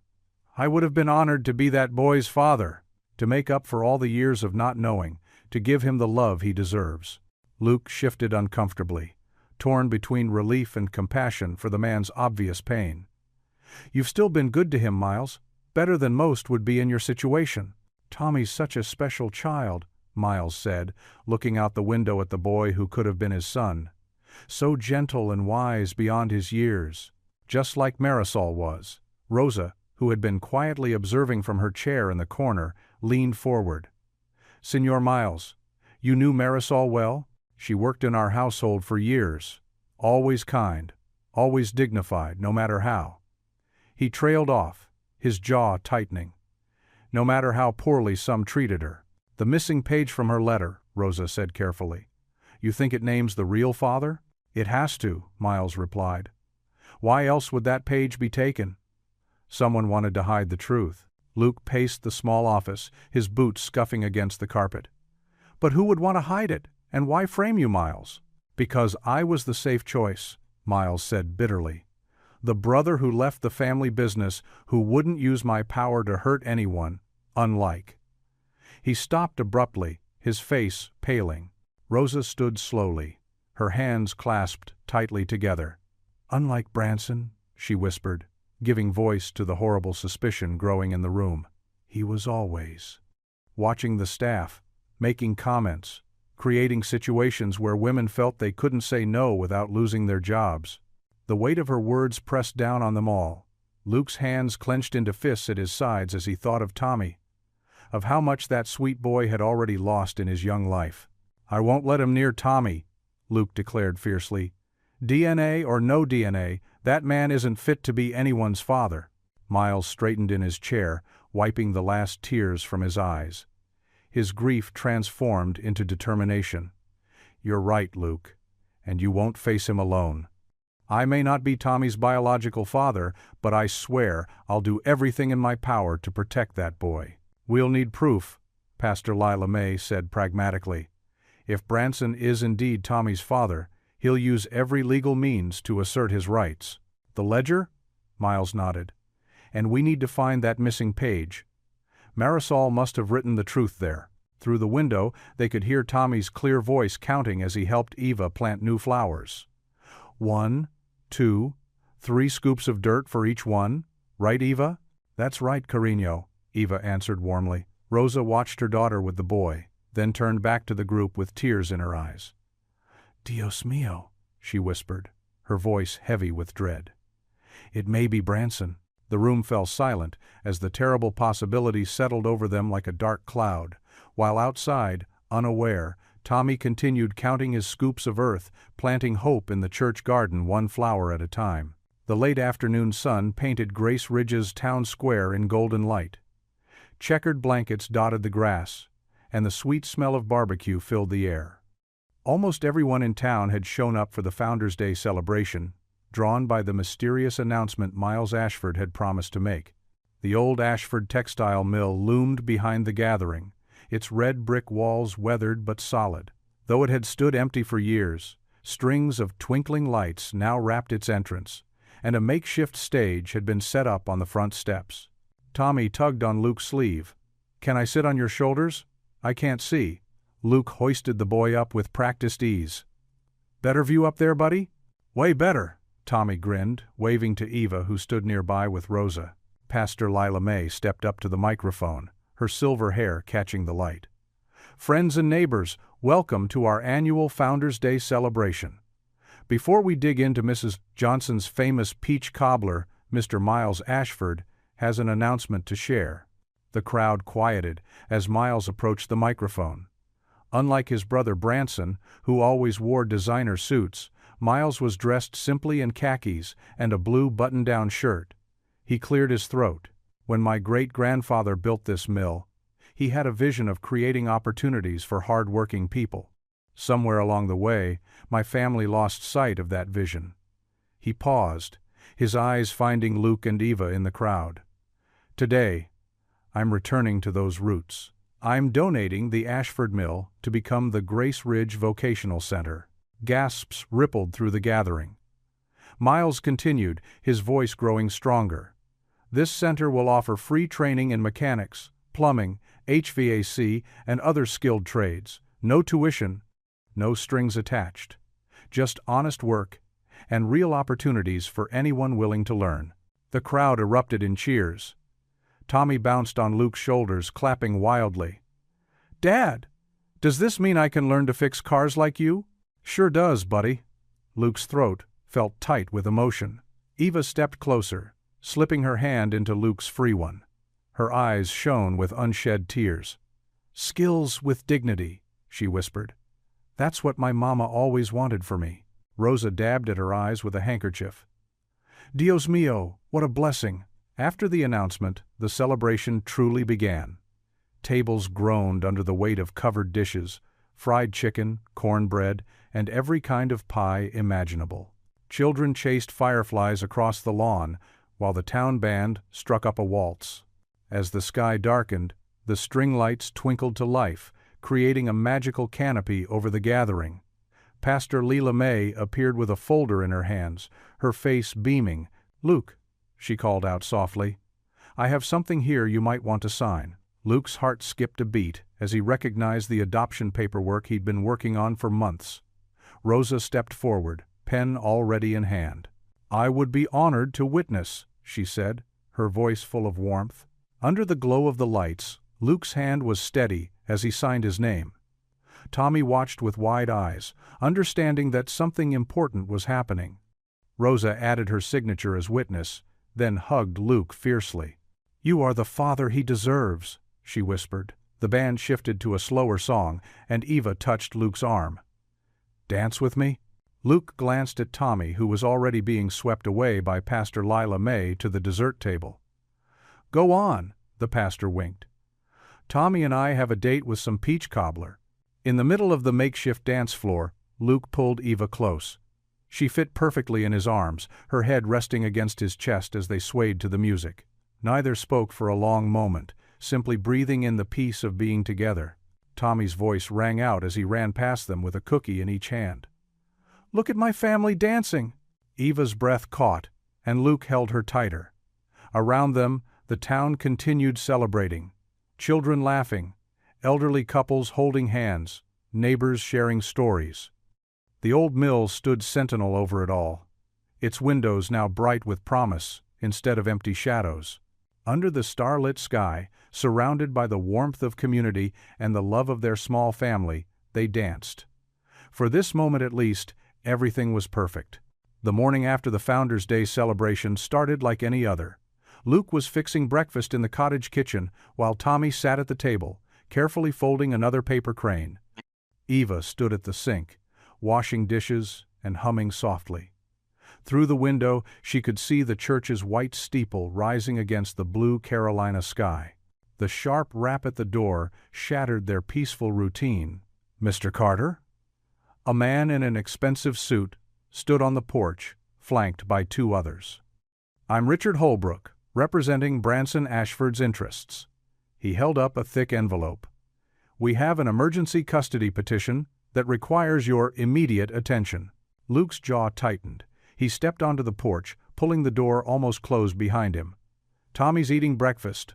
"This can't wait," Holbrook said, his voice clipped. "We have evidence suggesting serious concerns about the child's current living situation." He glanced meaningfully toward the cottage, including the presence of unauthorized individuals. Inside, Eva's hands trembled as she dried a plate. She could hear the lawyer's voice through the screen door, each word like ice down her spine. "Tommy," she whispered, "why don't you go show me that new crane fold in your room?" But before they could move, Luke's phone rang. It was Rosa, her voice shaking. "Eva, mihija. There are immigration officers here at the motel. They say there are questions about my documentation from years ago at the Ashford estate." Eva's knees went weak. She steadied herself against the counter as Rosa continued. "They want to see papers from 20 years ago. They say someone reported possible fraud." Outside, Holbrook was still talking. The petition cites concerns about Mr. Carter's fitness as a foster parent, given his association with a woman who abandoned her legal obligations and may have manipulated a minor into making false paternity claims. "That's garbage, and you know it," Luke growled. "The courts will decide that," Holbrook replied smoothly. "In the meantime, Child Protective Services has been notified and will be conducting an immediate welfare check." Tommy appeared in the kitchen doorway, his small face worried. "Eva? Why are those men making Daddy mad?" She tried to smile, but her lips wouldn't cooperate. "It's just some grown-up stuff, honey. Everything's going to be fine." The lie tasted bitter in her mouth. The morning dissolved into chaos. Pastor Lila May arrived, along with Miles. But there was little they could do in the face of official paperwork. The lawyers had clearly been preparing this attack for days, gathering ammunition while the town celebrated at the picnic. By early afternoon, 2 CPS workers arrived. They were apologetic but firm. "Given the severity of the allegations and the complex custody situation, we need to temporarily remove Tommy while these matters are investigated," the senior worker explained. "You can't just take him," Luke said, his voice rough. "He's my son. Not legally. Not yet." Holbrook interjected from where he stood, watching. "The adoption hasn't been finalized." Tommy clung to Luke's leg. "I don't want to go. Please don't make me go." Eva watched helplessly as Luke knelt down to Tommy's level, fighting to keep his voice steady. "Hey, buddy, remember what we talked about? About being brave?" Tommy nodded, tears streaming down his face. "This is just temporary, okay? I promise I'm going to fight for you. I promise." Luke pulled Tommy into a fierce hug. The CPS workers allowed Tommy to pack a small bag. He insisted on taking the paper cranes and his mother's letter. Eva helped him fold his favorite t-shirt, her vision blurring with tears she refused to let fall. "I'll take good care of him," the younger CPS worker promised softly. "We have a wonderful foster family who specializes in temporary placements." But Tommy's sobs as they led him to the car tore through Eva like physical pain. Luke stood rigid on the porch, his hands clenched into fists at his sides, watching until the car disappeared down the church drive. The lawyers left shortly after, looking pleased with themselves. Miles had already rushed to the motel to help Rosa with the ice situation. Pastor Lila May stayed, making calls to every legal contact she knew. Evening settled over the cottage like a shroud. Eva sat alone in Tommy's room, touching the origami paper he'd left scattered on his desk. A shadow in the doorway made her look up. One of Branson's personal assistants stood there, holding another envelope. "Miss Morales, Mr. Ashford asked me to deliver this personally." Eva's hands shook as she opened it. Inside was a non-disclosure agreement, along with photos, surveillance shots of Luke at work, Rosa at the motel, Tommy at school. The message was clear. Sign and return to Branson, or watch him destroy everyone she loved. The assistant waited silently as Eva read through the document, its legal language spinning before her eyes. Final lines jumped out at her. Agree to cease all contact with Luke Carter and Thomas Martinez. Return to previous marriage arrangements. In exchange for dismissal of all pending actions. The paper crumpled in her grip as she collapsed into Tommy's small chair, tears finally breaking free. Through the window she could see Luke in the garden, standing motionless among the tomato plants they'd helped Tommy plant just days ago. What choice did she have? Branson would never stop. He'd take everything from them, piece by piece, until there was nothing left. The torn wedding veil she'd abandoned on Highway 281 suddenly felt like a noose around her neck. Eva buried her face in her hands and wept, the sound of Tommy's goodbye echoing in her ears. The cottage felt hollow without Tommy's laughter. Luke sat on the edge of the small twin bed, turning a slightly crushed paper crane in his weathered hands. The bedroom still smelled like Tommy's apple shampoo and the clean cotton of his superhero pajamas. Moonlight filtered through the window, casting shadows of tree branches that seemed to reach like desperate fingers across the empty sheets. Eva stood in the doorway, her shoulders trembling. She'd been crying. Her eyes were red-rimmed and puffy. "I have to tell you something," she whispered, her voice raw. Luke didn't look up from the paper crane. "They can't keep him forever. We'll fight this, Luke." Eva stepped into the room, wrapping her arms around herself. "Branson's men came to see me after they took Tommy. They had papers, documents, about my mother's immigration status. Now," Luke turned, his jaw tightening. "What kind of documents?" "Old ones. Things that could cause problems." Eva's voice cracked. "They said if I don't go back to Branson, they'll make sure Mama gets deported. They'll destroy your chance of getting Tommy back too. They have friends in the system, they said." Luke stood up so quickly the bed creaked. "That's blackmail." "I know." Eva pressed her palms against her eyes. "I signed their agreement. I promised to go back, to say it was all a misunderstanding." "Eva, no." Luke crossed to her, still holding Tommy's crane. "You can't go back to him. You know what he is." "What choice do I have?" She looked up at him, tears spilling down her cheeks. "My mother worked so hard for her citizenship. And Tommy, if there's even a chance they could stop your adoption." A knock at the front door made them both jump. Through the window, they could see Pastor Lila May's familiar silhouette on the porch, her hand raised to knock again. Luke opened the door, and the pastor swept in like a force of nature, her gray hair escaping its usual neat bun. "I just heard about Tommy," she said, pulling Eva into a fierce hug. "And Rosa called me about those immigration threats." "Pastor, I don't know what to do," Eva confessed, clinging to the older woman. "If I fight, everyone I love gets hurt. Sit down, both of you." Pastor Lila May guided them to Tommy's bed. She took in the sight of the rumpled sheets, the collection of paper cranes on the windowsill, the worn teddy bear propped against the pillow. Her eyes softened with understanding. "Now listen to me," she said, her voice steady and strong. "I've known Branson Ashford since he was a boy, showing off his new bicycle at Sunday school. He's always believed money and power could buy anything, including people's souls. But he's wrong." Luke's fingers tightened around the paper crane. "He's got connections we can't fight. Look what he's already done. Tommy's gone. Rosa's being threatened." "The devil's favorite weapon is fear," Pastor Lila May interrupted. "He's counting on you both being too scared to stand up, but there's something stronger than fear."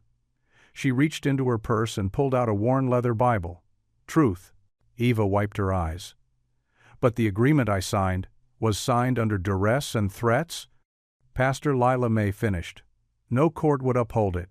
And as for those immigration documents, Rosa's been a citizen for 5 years. I know because I helped her study for the test myself." Hope flickered in Eva's eyes. "But Tommy, that boy belongs with his daddy." Pastor Lila May pointed at Luke. "And I don't mean the man listed on some birth certificate. I mean the one who reads him stories and teaches him right from wrong, and loves him enough to fight for him." Luke stared at the paper crane in his hands, remembering how Tommy's small fingers had carefully folded each crease. "What do we do?" Pastor Lila May's voice grew fierce. "Fight. Not with fists, but with truth. Every dirty secret, every threat, every lie. We drag it all into the light." The first rays of sunlight painted Grace Ridge Church's stained glass windows in soft pinks and golds. The empty sanctuary held a different kind of quiet at dawn. Not the hollow silence of loss, but the peaceful stillness of prayer. Luke knelt in the front pew, his calloused hands clasped tight, while Eva sat beside him, clutching the thick manila envelope containing Branson's gag order. "Lord," Luke whispered, his voice rough with exhaustion, "give us strength to do what's right." He hadn't slept more than an hour since CPS took Tommy. The memory of his boy's scared face as they led him away haunted every moment. Eva's fingers trembled over the legal papers. Branson's threats echoed in her mind.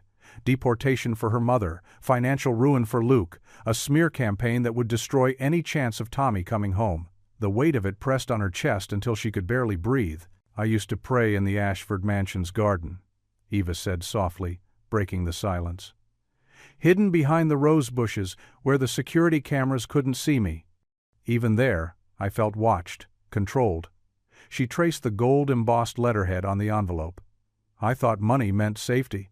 But it was just another prison."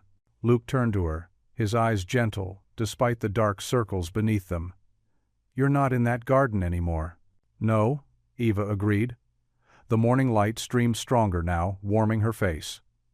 "I'm not that scared girl anymore either." She stood suddenly, the envelope clutched in both hands.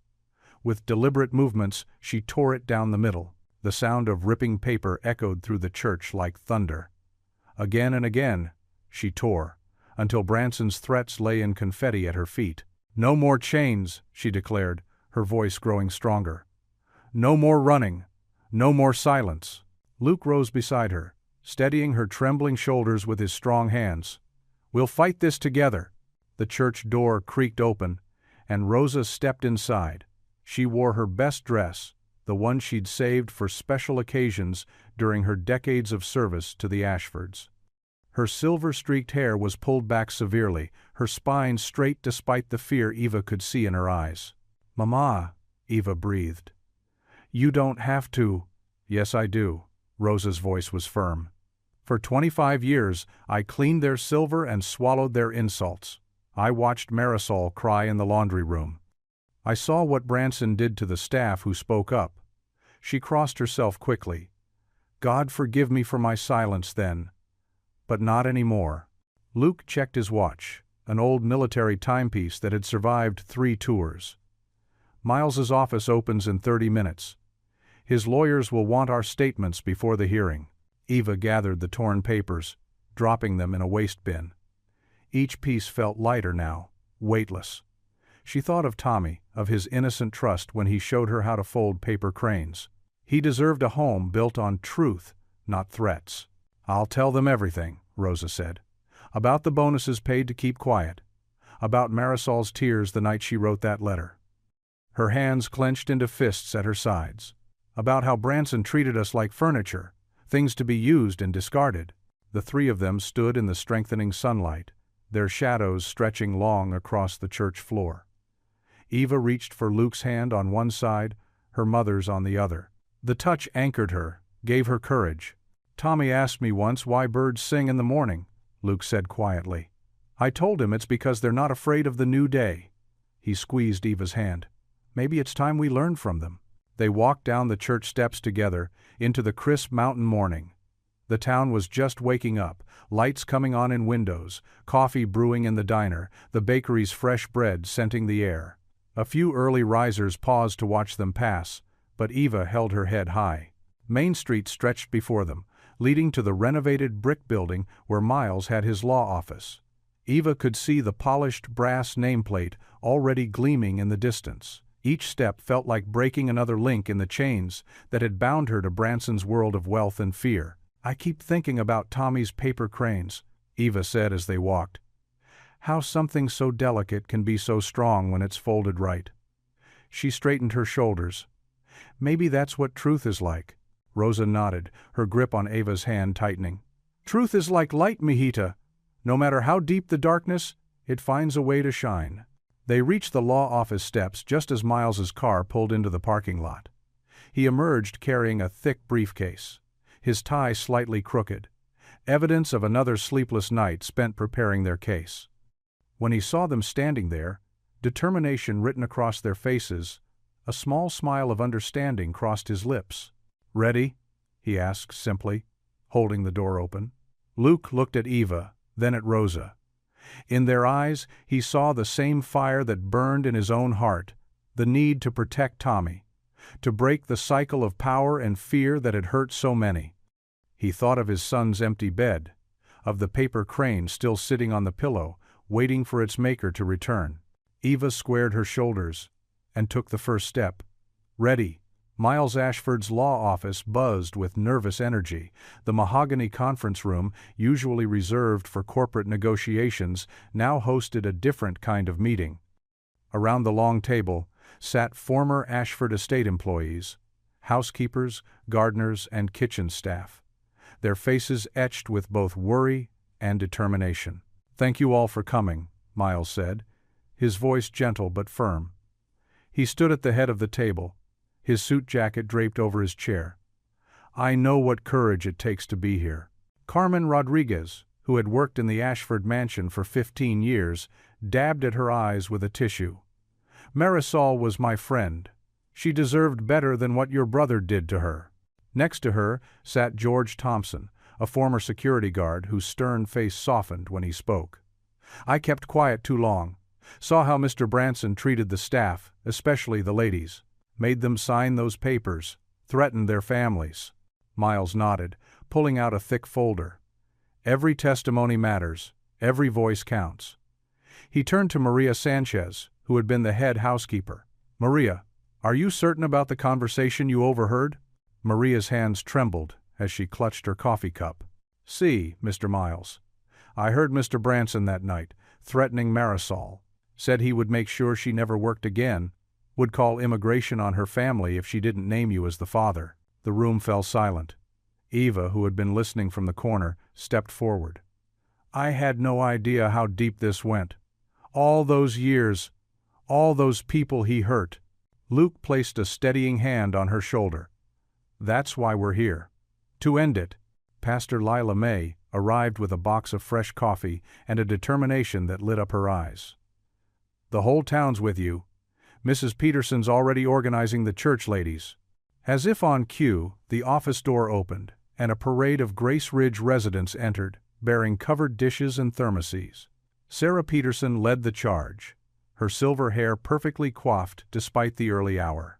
"We may not have fancy lawyers," she announced, setting down a massive green bean casserole, "but we know how to show up for family."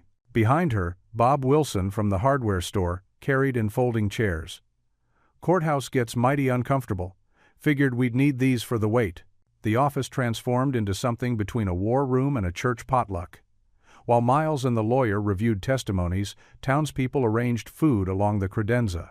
The smell of Ruth Anderson's famous chicken casserole mixed with coffee and determination. "I've got the church van ready," Pastor Lila May said, checking her phone. "We'll need 3 trips to get everyone there." Rosa Morales stood with dignity, her voice steady. "I will speak first. Let them see we are not afraid anymore." Miles gathered the witnesses in small groups, reviewing their statements one final time. Each person's story wove into a larger tapestry of Branson's manipulation and cruelty. The security guard had logbooks showing late-night meetings with staff. A former maid had saved threatening texts. The head gardener remembered driving a tearful Marisol home the night she signed the papers. "Remember," Miles instructed, "speak clearly and stick to what you personally saw or heard. Branson's lawyers will try to rattle you." Through it all, Eva watched these people, many who had worked alongside her mother, find their courage. Luke stood beside her, solid as an oak, while Tommy's paper crane sat in his shirt pocket, close to his heart. The church ladies moved with military precision, packing court-appropriate snacks and water bottles. They arranged a phone tree to coordinate courthouse shifts, determined that no witness would testify without a friendly face in the gallery. "Got thermoses of coffee, too," declared Betty Wilson, Bob's wife. "Good coffee, mind you, not that courthouse stuff that tastes like dishwater." Sarah Peterson approached Eva with a Tupperware container. "Marisol loved these peanut butter squares.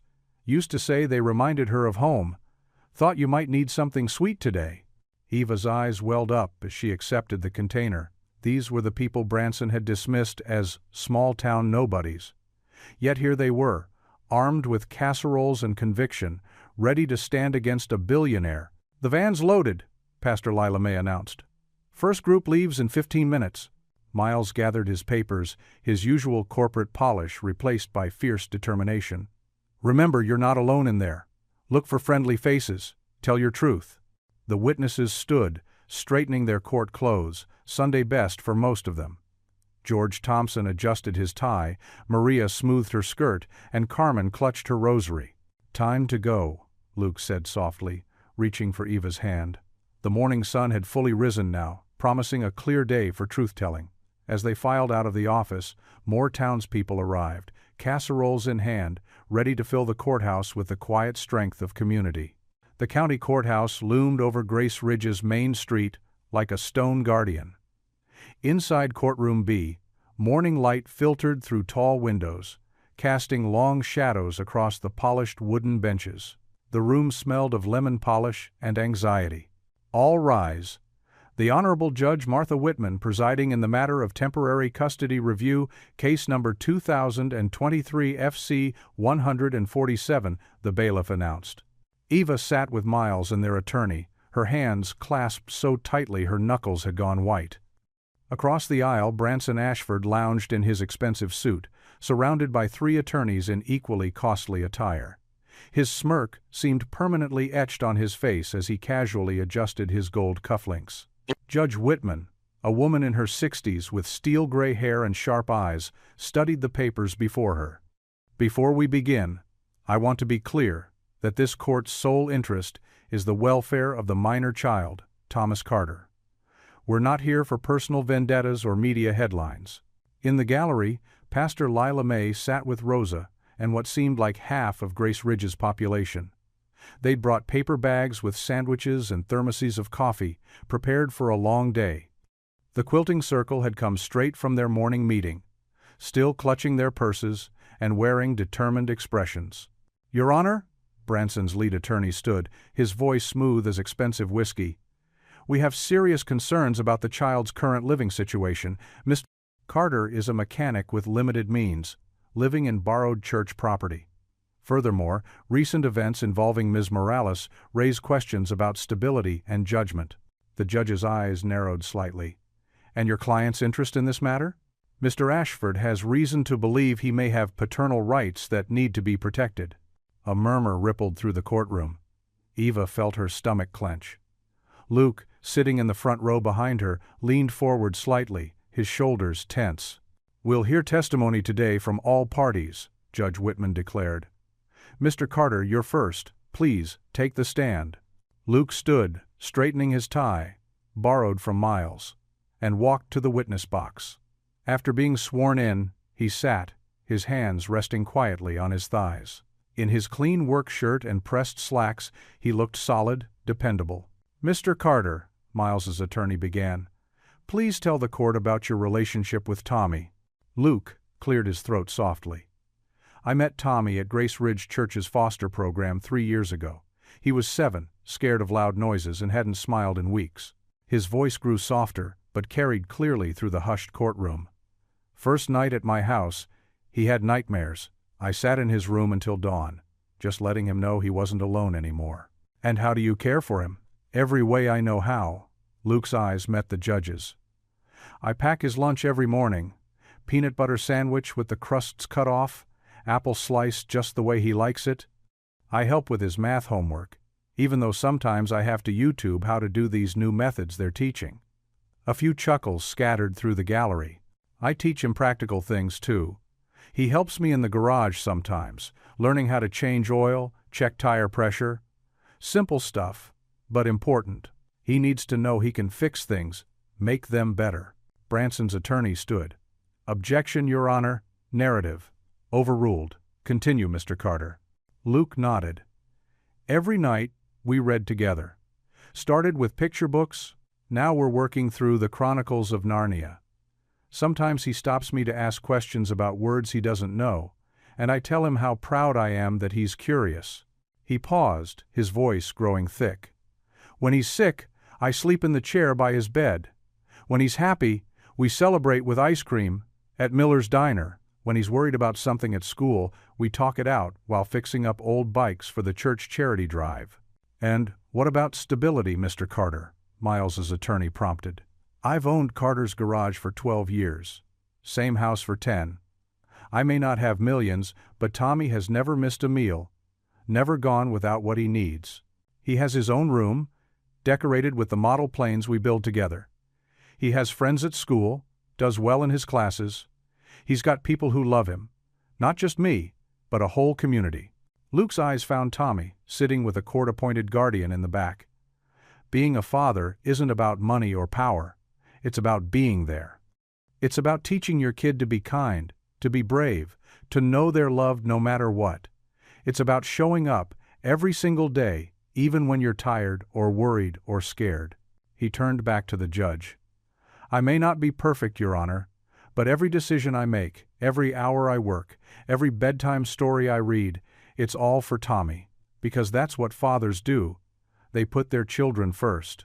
The silence in the courtroom felt heavy with emotion. Even Branson's smirk had faltered slightly. Eva wiped tears from her cheeks, and Rosa reached across the aisle to squeeze her daughter's shoulder. Your Honor, Branson's attorney stood again. While this is all very touching, we have serious questions about Mr. Carter's association with Ms. Morales, a woman who abandoned her own wedding and whose mother's immigration status is questionable. Objection. Miles's attorney shot to his feet. Sustained. Judge Whitman's voice cracked like a whip. Counsel will refrain from inflammatory statements about non-parties to this action. She turned to Luke. Mr. Carter, just one more question. Why do you want to adopt Tommy? Luke's answer came without hesitation. Because he's my son. Not by blood but by choice. By love, by every morning and every night for the past 3 years. By every I love you, Dad, and every skinned knee, and every proud moment at his school programs. He's my son because we chose each other, and that's the strongest family bond there is. Rosa Morales smoothed her best church dress as she took the witness stand. Her hands trembled slightly, but her spine was straight as steel. The bailiff held out the Bible, and she placed her weathered hand upon it, swearing to tell the truth. Please state your name for the record, the judge instructed. Rosa Elena Morales, she said, her voice quiet but clear. Mrs. Morales, how long did you work for the Ashford family? Miles's attorney asked. 28 years. I started when Branson and Miles were boys. Rosa's eyes swept across the courtroom, landing briefly on Branson's smirking face before looking away.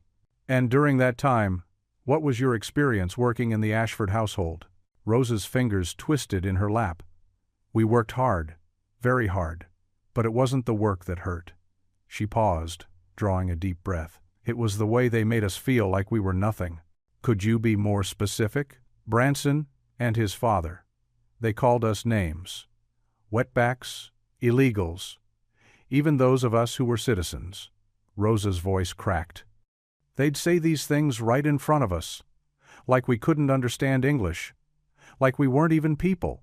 Branson's attorney jumped up. Objection, Your Honor. This testimony is prejudicial and irrelevant to the custody matter at hand. Overruled, Judge Whitman said firmly. The witness may continue. Rosa straightened her shoulders. There was a system. If we complained or spoke up about anything wrong we saw, they would threaten our jobs. Then they'd offer extra money to stay quiet. Her eyes filled with tears. Marisol, Tommy's mother, she suffered the worst of it. Miles stood then, carrying a thick leather ledger to the judge. Your Honor, I'd like to present evidence. This is the household accounts ledger from 2015 to 2020. There are multiple entries labeled as retention bonuses paid to staff members following incidents that could have damaged the family's reputation. The judge accepted the ledger, studying it carefully while Branson's attorneys huddled together, whispering urgently. The entries are quite specific, Miles continued. Each bonus corresponds with a dated incident report, including several regarding Marisol Thompson during her employment. Rosa nodded. Marisol was so afraid. She told me once that Branson had threatened to have her deported if she ever spoke about. She stopped, dabbing at her eyes with a handkerchief. About what, Mrs. Morales? About the night she spent crying in my room. About why she suddenly had extra money the next month. About who Tommy's real father was. The courtroom erupted in murmurs. Judge Whitman banged her gavel once, restoring order. Miles's attorney approached with another document. Your Honor, this ledger shows a payment of $50,000 to Marisol Thompson in June of 2016, marked as a discretionary bonus. This was 1 month after she discovered she was pregnant. Branson finally stirred, leaning forward to whisper something to his lead attorney, who immediately stood. "Your Honor, this is nothing but circumstantial evidence being twisted by a bitter brother who resents his family's success. These were legitimate employee bonuses, nothing more." Miles turned to face his brother. "Is that why they're labeled as retention incentives in the private books, but coded as maintenance expenses in the tax filings?" The judge studied the ledger more closely. "Mr. Ashford, Branson Ashford, would you care to explain these discrepancies?" Branson rose smoothly, adjusting his silk tie. "Your Honor, my brother has always resented our father's decision to name me as successor to the family business. This is nothing but a vindictive attempt to damage my reputation." He smiled, all perfect teeth and practiced charm. "As for Mr. Morales's dramatic claims, she's clearly been influenced by that gold-digging runaway bride." He gestured dismissively toward Eva. "This is all an elaborate fraud orchestrated by a bitter brother and a woman who thought she could marry into money but lost her nerve." The smirk never left his face as he added, "I think we all know what kind of person abandons their own wedding and then tries to steal another woman's child." Rosa's testimony continued to unfold with quiet dignity. "We cleaned their silver, cooked their meals, raised their children. But Mr. Palplis, Branson," she paused, gathering strength, "he treated us like we were nothing, less than nothing." The courtroom sat in heavy silence as Rosa described years of verbal abuse, threats, and manipulation. Behind her, the church quilting circle filled 2 rows, their presence a solid wall of support. "And what about Marisol Martinez?" Miles's attorney asked. Rosa's eyes grew wet. "She was like a daughter to me. She worked so hard, dreaming of college. But then—" She stopped, looking at Tommy sitting with the court advocate. Branson's lead attorney, Harrison Wells, stood up for cross-examination. His expensive suit rustled as he approached the stand. "Mrs. Morales, isn't it true that the housekeeping staff received excellent compensation, health care, holiday bonuses?" "Yes," Rosa admitted. "Because Mr. Miles insisted. But Mr. Branson, he used those benefits to control us, to keep us quiet." Wells smiled thinly. "Quiet about what exactly? About how he treated Marisol? About Tommy?" The lawyer's smile faltered slightly. Behind him, Branson shifted in his chair. Wells turned to his assistant, who handed him a thick folder. "Let's discuss the letter from Marisol Martinez. The one page we've seen merely suggests impropriety, nothing more." "There was another page," Rosa said firmly. "Allegedly," Wells countered. "How convenient that this supposed missing page—" "Objection, argumentative?" Miles's lawyer called out. "Sustained," the judge ruled. Wells changed tactics. "I'd like to call Mr. James Morton to the stand." A thin man in an ill-fitting suit rose from behind Branson. He was Branson's personal fixer, known for making problems disappear. As he took the oath, his hands shook slightly. "Mr. Morton, you handled sensitive matters for the Ashford household, correct?" "Yes, sir. 23 years now." "And did you ever encounter this alleged second page of Marisol Martinez's letter?" Morton's eyes darted to Branson. "No, sir. Never." Miles's attorney stood. "Your Honor, permission to approach the witness?" "Granted." He carried a document toward Morton. "Mr. Morton, do you recognize this storage receipt?" Morton's face paled. "I might have seen it." "It's for a safety deposit box in your name, correct? Paid for by Ashford corporate funds?" Morton loosened his collar. Sweat beaded on his forehead. "Mr. Morton," the judge warned, "you are under oath." The fixer's resolve cracked. With trembling hands, he reached into his briefcase and withdrew a yellowed envelope. "The missing page," he whispered. "Mr. Ashford ordered me to keep it safe." Branson half rose from his chair. "Morton, shut up." "Order." The judge's gavel cracked. Morton handed over the page. The judge read it silently, his expression darkening. He passed it to the clerk for copying. Miles's attorney began reading aloud. "I cannot bear this lie anymore.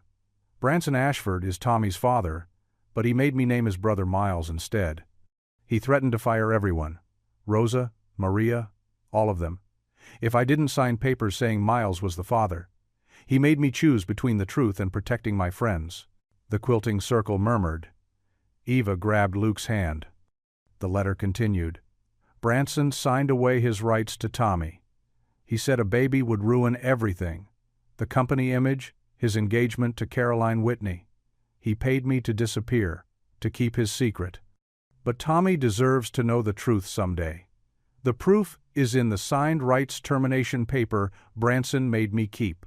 Morton, looking sick, pulled out one final document, Branson's signature clear at the bottom, relinquishing all parental rights to Thomas Martinez. Your Honor, Morton said quietly, I've carried this guilt for years. Mr. Ashford said he'd ruin me if I ever showed these papers. But I can't. I just can't anymore. Branson exploded from his chair. You stupid! Mr. Ashford! The judge's voice cut like steel. Sit down or I'll have you removed. He turned his glare on the billionaire. You've destroyed your own credibility here today. This court takes a dim view of perjury and coercion. Gasps rippled through the courtroom as the full impact hit. Luke pulled Tommy closer, while Eva wiped tears from her eyes. Rosa crossed herself quietly, whispering what looked like a prayer of thanks. The judge studied the documents before him, his face stern with barely contained anger at the deception that had been unveiled in his courtroom. The afternoon sunlight streamed through the courthouse's tall windows, casting long shadows across the worn wooden benches. Judge Martha Wilson adjusted her glasses, her stern expression softening as she looked down at the stack of documents before her. The tension in the courtroom was thick enough to cut with a knife. Having reviewed all evidence presented, including the newly discovered letter page and Mr. Ashford's signed waiver of parental rights, this court is prepared to render its decision. The judge's voice carried clearly through the hushed room. Luke sat rigid in his chair, his weathered hands clasped so tightly his knuckles had gone white. Eva reached over and placed her hand on his arm, her touch gentle but steadying. Behind them, Pastor Lila May murmured a quiet prayer. The evidence shows a clear pattern of coercion and misconduct by Mr. Branson Ashford, Judge Wilson continued. The documentation provided by Mr. Miles Ashford, particularly the financial records showing systematic payments to silent staff, is deeply troubling. Branson shifted in his seat, his usual smug expression cracking slightly around the edges.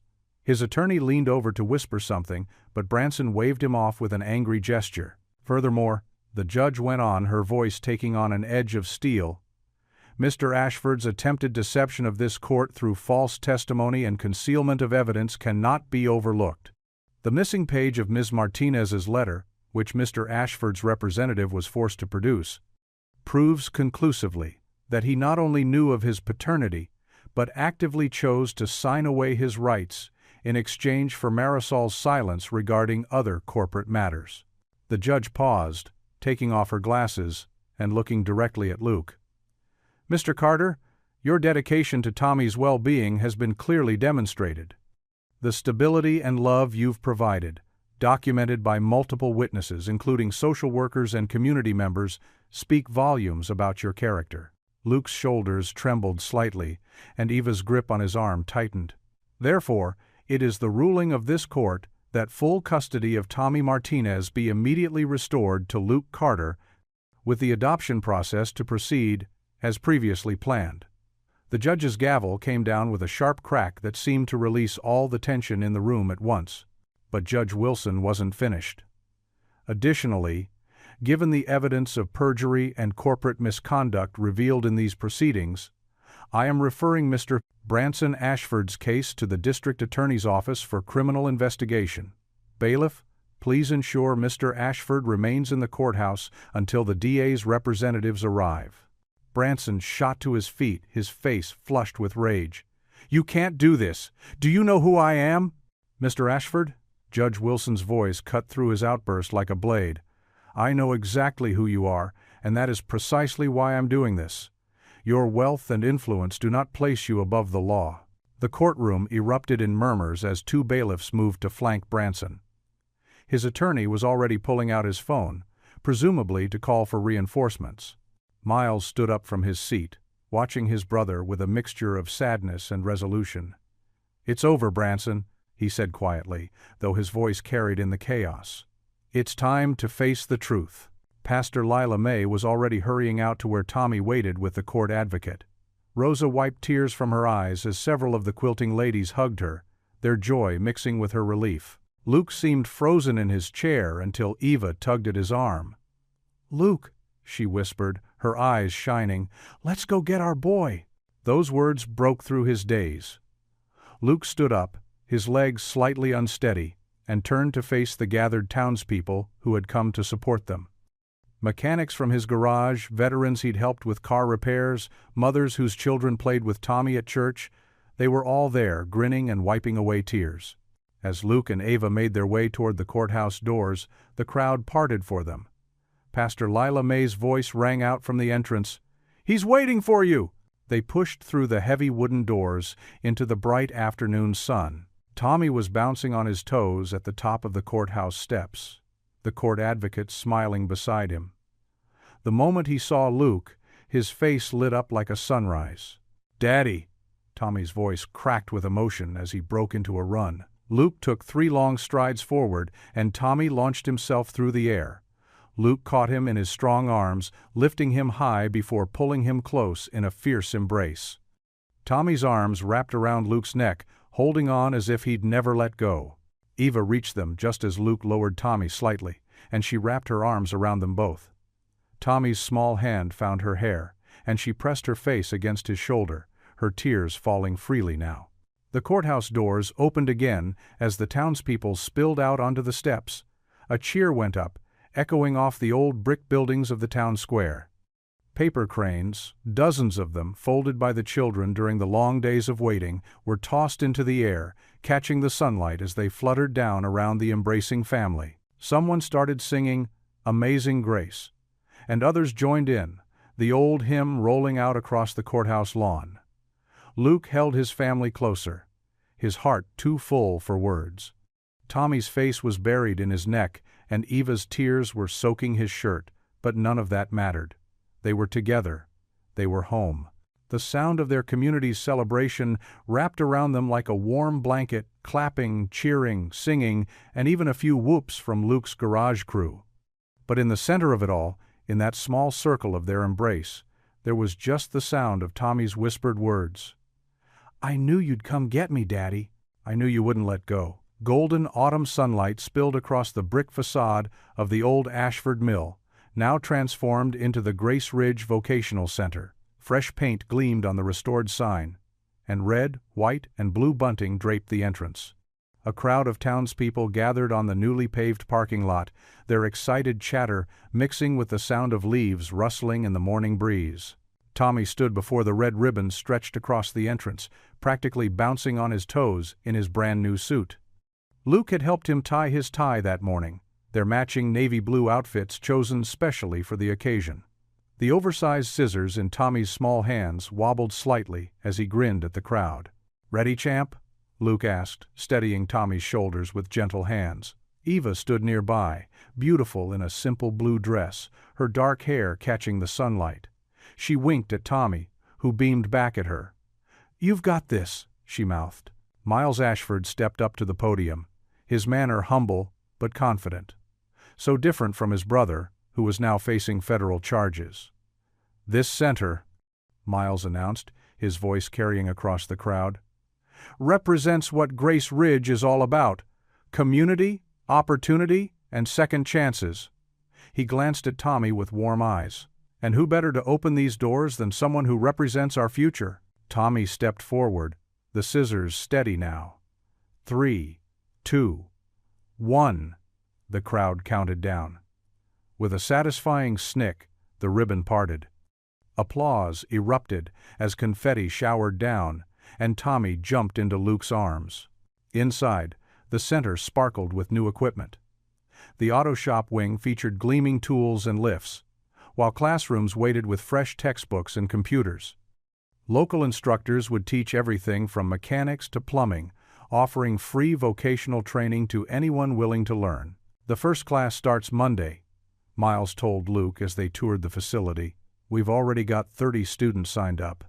He paused, watching Tommy examine a socket wrench set with careful fingers. "Branson's gone for good. The board approved my reforms: profit sharing for employees, educational programs, fair wages across the board." Pastor Lila May appeared, her eyes twinkling as she watched Tommy. "The Lord works in mysterious ways," she said, patting Miles's arm. "Sometimes it takes a storm to clear the air." She turned to Eva and Luke.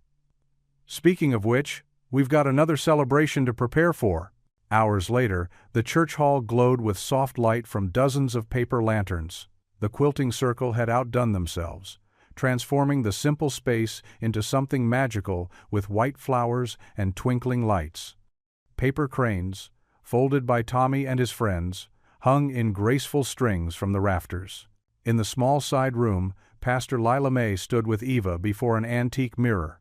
In her hands, she held Eva's wedding veil, the same one torn on that fateful escape, now lovingly restored by the women of Grace Ridge. They had carefully gathered every piece, stitching it back together with tiny, precise movements, adding delicate lace to cover the mends. Like Eva herself, it was stronger for having been broken and remade. "Something old, something new," Pastor Lila May said softly, positioning the veil on Eva's dark curls. "This veil has quite a story now." Eva touched the delicate fabric, tears welling in her eyes. "Everything has a story here," she whispered. "Even the broken things become beautiful." The pastor's weathered hands smoothed the veil. "That's what love does, child. Real love." The church filled with familiar faces: garage customers, quilting circle ladies, veterans who'd helped repair the cottage roof.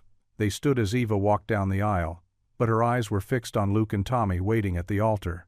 Luke wore his dress uniform, medals gleaming, while Tommy stood proud in his junior groomsman suit, holding a single paper crane. Pastor Lila May's voice rang clear and strong. "Dearly beloved, we are gathered here to witness not just a marriage, but the blessing of a family."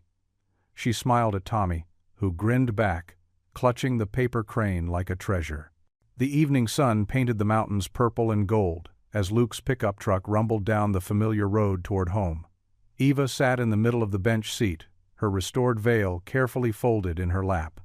Tommy dozed against her shoulder, still clutching his paper crane. Through the windshield, the Blue Ridge Mountains stretched endless and beautiful against the sunset sky. Luke reached over and took Eva's hand, his wedding ring catching the light. The same hands that had opened his truck door to a stranger in a torn wedding dress now held his wife's fingers with gentle certainty. The road ahead curved toward home, their home, where Tommy's bedroom waited with its paper cranes, where the kitchen would fill with the scent of Eva's empanadas, where Luke's tools lay ready for tomorrow's work. The mountains glowed like jewels in the fading light, and the old truck carried them home, not in flight this time, but toward all the days ahead. What would you do if you were in their place? Comment your answer below, and let's see how you'd rewrite the ending. If you enjoyed the story of Luke Carter, I handpicked the next story that you will enjoy. Please don't miss this one. Click here to watch it.